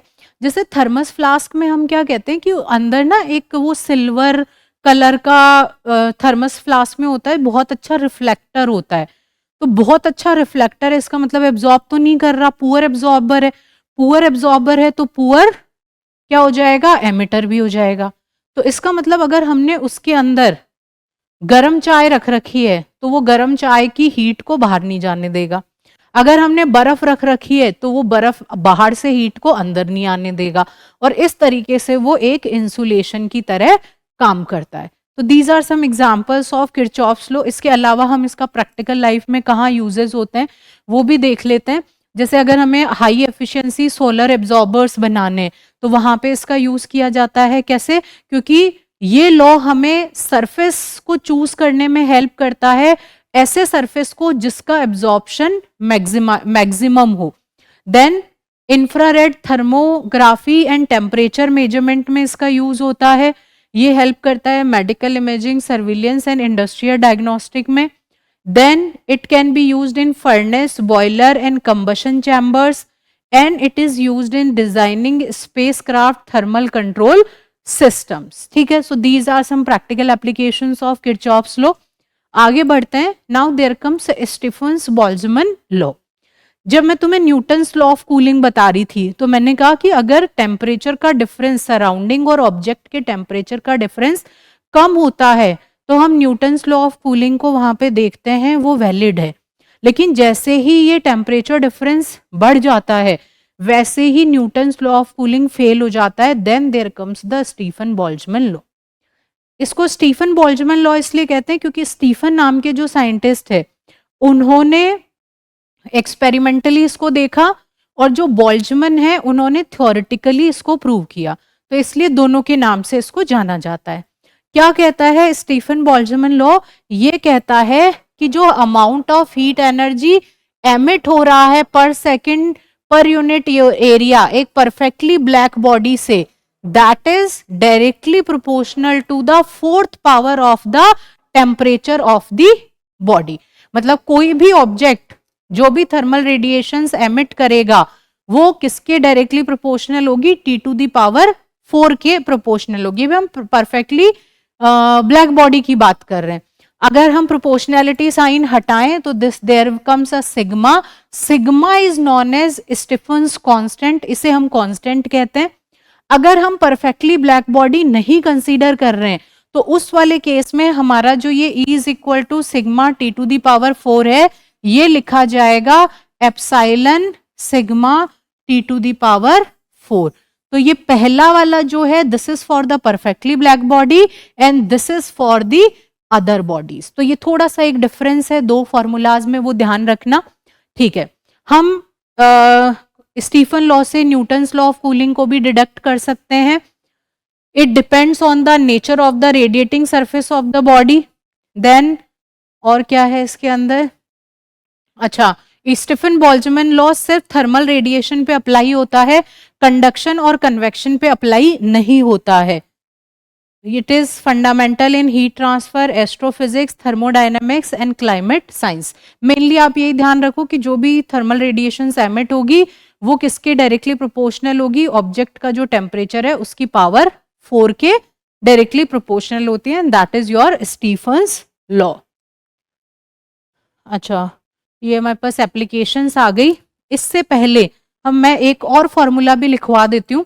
अगर सराउंडिंग का टेम्परेचर T नॉट है तो उस वाले केस में हम इसका फॉर्मूला लिखते हैं sigma T power 4 T naught की पावर 4।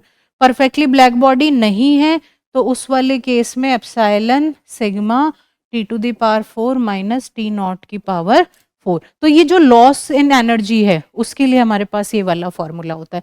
तो दोनों ध्यान रखना, लॉस इन एनर्जी वाला भी और ये दूसरा वाला जो है जो परफेक्टली ब्लैक बॉडीज के लिए नहीं है उसको भी हमें ध्यान रखना है। These are some applications again, thermal imaging, IR sensors, climate and earth thermal engineering, stars और प्लैनेट्स की study. These are some applications of this particular law. Next we have energy distribution of black body radiation. अब देखो, energy distribution of black body radiation मतलब क्या हुआ? Black body है, उसमें से रेडिएशंस बाहर आ रही हैं और हमें क्या देखना है? उनके एनर्जी के डिस्ट्रीब्यूशन को देखना है। तो हम यहाँ पे एक ग्राफ ड्रॉ करते हैं। ये ग्राफ किस किस के बीच में होता है? एक्स एक्सिस पे हम वेवलेंथ लेंगे और जो हमारी वाई एक्सिस है उसके अंदर उस पे हम ले लेते हैं एनर्जी। ठीक है, तो हमारी एनर्जी वाई एक्सिस और लैम्डा एक्स एक्सिस पे वेवलेंथ। अब किसी भी टेम्परेचर पे, जैसे मैंने फॉर एग्जांपल कहा कि मेरे पास एक टेम्परेचर है दैट इज अराउंड 1100 केल्विन पे, तो जो हमारा 1100 केल्विन पे टेम्परेचर का ग्राफ दिखाई देता है that is something like this.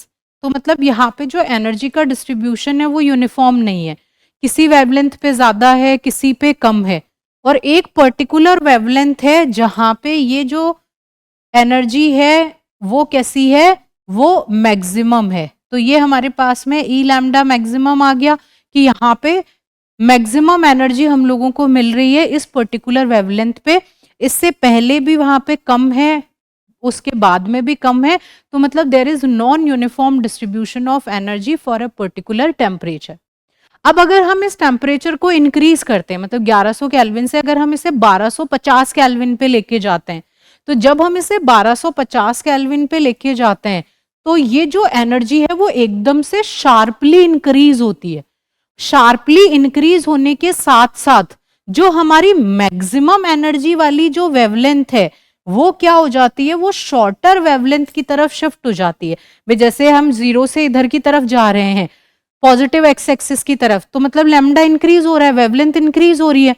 लेकिन हम देख रहे हैं कि जब हम 1100 केल्विन पे हैं तो हमारा जो मैक्सिमम वेवलेंथ है वो किस पॉइंट पे आ रहा है, वो ए पॉइंट पे आ रहा है। लेकिन जैसे ही हम 1250 केल्विन पे आए तो यहां पे आते ही हमारा मैक्सिमम वेवलेंथ बी पॉइंट पे आया और बी पहले है, तो मतलब शॉर्टर वेवलेंथ की तरफ जो मैक्सिमम वेवलेंथ है वो शिफ्ट हो गई जैसे ही हमने टेम्परेचर को इंक्रीज किया। अब हम टेम्परेचर और इंक्रीज करते हैं, मतलब 11 से 1250 किया, अब 1250 से हम इसको 1450 कर देते हैं। जब हम इसको 1450 करेंगे तो फिर से ये बहुत शार्पली इंक्रीज होगा और अगेन जो हमारी मैक्सिमम वेवलेंथ है वो शॉर्टर वेवलेंथ की तरफ शिफ्ट हो जाएगी। अब हम और टेम्परेचर इंक्रीज कर रहे हैं, now we are doing it around 1644 kelvin. जब हम इसे 1644 केल्विन करेंगे तो ये इसके अंदर और शार्प डीपीए कर्व आएगा और जो एनर्जी है हमारी वो फिर से शॉर्टर वेवलेंथ की तरफ शिफ्ट हो जाएगी। तो ये this is the distribution, energy distribution curve for black body radiation. तो जैसे जैसे टेम्परेचर इंक्रीज होता है वैसे वैसे जो एनर्जी है वो शार्पली इंक्रीज होती है, पहली बात। दूसरा, जैसे जैसे टेम्परेचर बढ़ता है जो मैक्सिमम वेवलेंथ है हमारी वो शॉर्टर वेवलेंथ की तरफ शिफ्ट होती जाती है। अब इसका मतलब क्या हुआ, मतलब ये तो हमने कैसे बात कर ली थ्योरेटिकल कॉन्सेप्ट में, बट इसको समझेंगे कैसे? देखो इसको ऐसे समझो, लाइव एग्जांपल में फॉर एग्जांपल हम किसी ब्लैक स्मिथ की दुकान पे गए और अब हम लोहार को काम करते हुए देख रहे हैं। तो जब लोहार काम करते हैं लोहे के साथ तो वो क्या करते हैं, उस लोहे को बहुत ज्यादा हीट करते हैं, गर्म करते हैं। तो बहुत सारे खीरे होते हैं, कोयले, जिनके अंदर वो लोहा गर्म हो रहा होता है। तो हम स्टार्टिंग में क्या देखते हैं, हम स्टार्टिंग में देखते हैं कि जब वो लोहा गर्म हो रहा है तो वो हमें गर्म होने के बाद रेड कलर का दिखाई दे रहा है, ठीक है। रेड लॉन्गर वेवलेंथ है, ये हमने पढ़ा है, क्लास 9th में भी पढ़ा था कि भाई रेड कलर के डेंजर सिग्नल्स क्यों बनाए जाते हैं, या फिर जो प्लस का साइन है वो इमरजेंसी का वो रेड में क्यों होता है। तो इन सब के पीछे वही लॉन्गर वेवलेंथ वाला रीजन था। तो रेड कलर जो है that has the longer wavelength.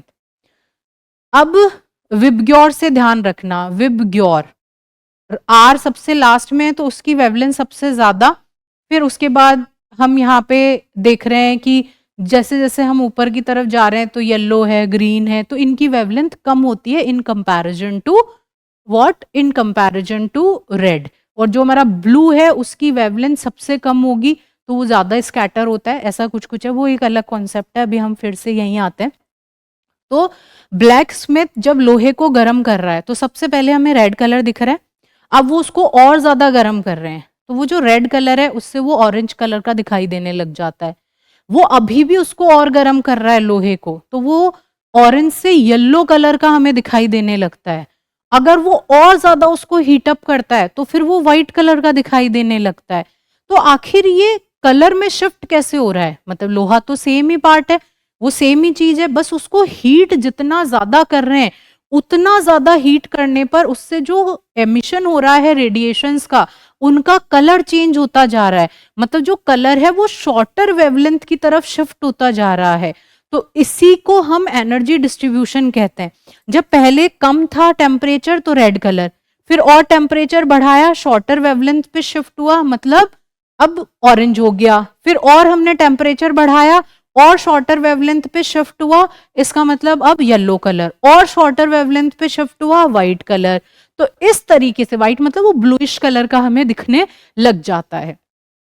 Same एक और एग्जांपल हम ले सकते हैं, जैसे ऐसा कहा जाता है कि जो रेड और ग्रीन है दे आर कॉम्प्लीमेंट्री कलर्स। तो अगर हमारे पास में कोई रेड कलर की चीज है, मतलब ऐसा होता है कोई चीज हमें रेड दिख रही है, इसका मतलब वो रेड को रिफ्लेक्ट कर रही है और सारे ग्रीन को एब्जॉर्ब कर रही है। अगर हमें कोई ग्रीन दिख रहा है, इसका मतलब वो ग्रीन को रिफ्लेक्ट कर रहा है और सारे के सारे रेड को एब्जॉर्ब कर रहा है। ये पहला चीज हो गया। अब हम कहते हैं कि अगर हम किसी भी रेड चीज को बहुत ज्यादा गर्म करते हैं तो वो आफ्टर हीटिंग हमें ग्रीन दिखाई देने लग जाती है। कारण क्या है, जब हमने उसको इतने हॉट उस चीज में रख दिया जहां वो गर्म हो रहा है, तो वो थर्मल रेडिएशंस को एमिट करेगा। तो वो एमिशन किसका करेगा, जिसको उसने एब्जॉर्ब किया है। अगर वो ग्रीन कलर का है तो उसने रेड को एब्जॉर्ब किया था, अब रेड को एब्जॉर्ब किया था, जब हीट करेंगे तो वो रेड को ही एमिट करेगा। तो ग्रीन वाला जो ग्लास था वो हमें कैसा दिखने लग गया, वो रेड दिखने लग गया। वहीं जो रेड कलर का ग्लास होगा वो हमें कैसा दिखेगा, after heating it will look like a green वाला रेड और रेड वाला green colour. So these are some daily life examples related to energy distribution of black body radiation. अब जो ये वेवलेंथ का शिफ्ट है इसको मैथमेटिकली कैसे लिखेंगे, तो वेवलेंथ के शिफ्ट को हम मैथमेटिकली लिखते हैं maximum wavelength is inversely proportional to temperature. Temperature बढ़ाओगे शॉर्टर वेवलेंथ की तरफ शिफ्ट होता जाएगा। अगर प्रोपोर्शनैलिटी साइन हटाते हैं तो यहाँ पे एक कांस्टेंट लगाते हैं, this constant is known as Wien's constant, और इसी को हम कहते हैं वेन्स डिस्प्लेसमेंट लॉ। ये हमारा वेन्स डिस्प्लेसमेंट लॉ कहलाता है। ठीक है, radiation is emitted at all wavelengths. ठीक है, एज टेम्परेचर इंक्रीजेस जो हमारा शिफ्ट है वो शॉर्टर वेवलेंथ की तरफ शिफ्ट होता है, जिसे हम वीन्स डिस्प्लेसमेंट लॉ कहते हैं। टोटल एनर्जी जो एमिट हो रही है वो बहुत रैपिडली इंक्रीज हो रही है। हम यहाँ ग्राफ में देख रहे हैं, देखो यहाँ हमारा टेम्परेचर कम था तो एनर्जी एमिशन कम है, यहाँ टेम्परेचर ज्यादा है तो जो एनर्जी एमिट हो रही है वो बहुत ज्यादा है। मतलब जितना ज्यादा गर्म चीज हमारे को पास में देंगे वो उतना ही ज्यादा उसमें से रेडिएशंस आएंगी। तो जितना गर्म उतना ही उसमें से एनर्जी एमिट होगी, ज्यादा एनर्जी एमिट होगी। That is Stefan Boltzmann's law हो गया, E is directly proportional to T⁴। तो मतलब जितना ज्यादा टेम्परेचर उतना एनर्जी एमिशन, मतलब E T⁴ का यही मतलब होता है। ये जो है T⁴, मतलब टेम्परेचर ज्यादा है तो एनर्जी एमिशन भी कैसा है, इट इज ऑल्सो हाई। ठीक है, आगे बढ़ते हैं। एनर्जी डिस्ट्रीब्यूशन कर्व क्या क्या एक्सप्लेन करता है हमें, कलर ऑफ हॉट ऑब्जेक्ट्स, भाई जैसे रेड है, रेड से वाइट होगा, वाइट से ब्लू होगा। तो जैसे जैसे टेम्परेचर बढ़ रहा है शॉर्टर वेवलेंथ की तरफ जा रहे हैं और ये कलर चेंज हो रहा है। जो मैंने बताया लोहे को गर्म होते हुए अगर आप कभी देखो तो उसमें ये आपको बहुत क्लियरली देखने को मिल जाएगा। आगे बढ़े, देन यहाँ से हम बहुत सारी चीज़ों को समझ सकते हैं practically, astronomy, solar energy, furnace combustion, इन सब में इसका यूज होता है। Then this is the last topic of this chapter, that is Wien's displacement law. अभी अभी हमने पढ़ा कि जो lambda m है that is directly proportional to 1/t and this is known as Wien displacement law. Okay students, thank you so much. इसी के साथ हमारा thermal properties of matter complete हो गया है। अब हम नेक्स्ट वाले चैप्टर थर्मोडायनेमिक्स को स्टार्ट करेंगे। Thank you everyone, thank you so much.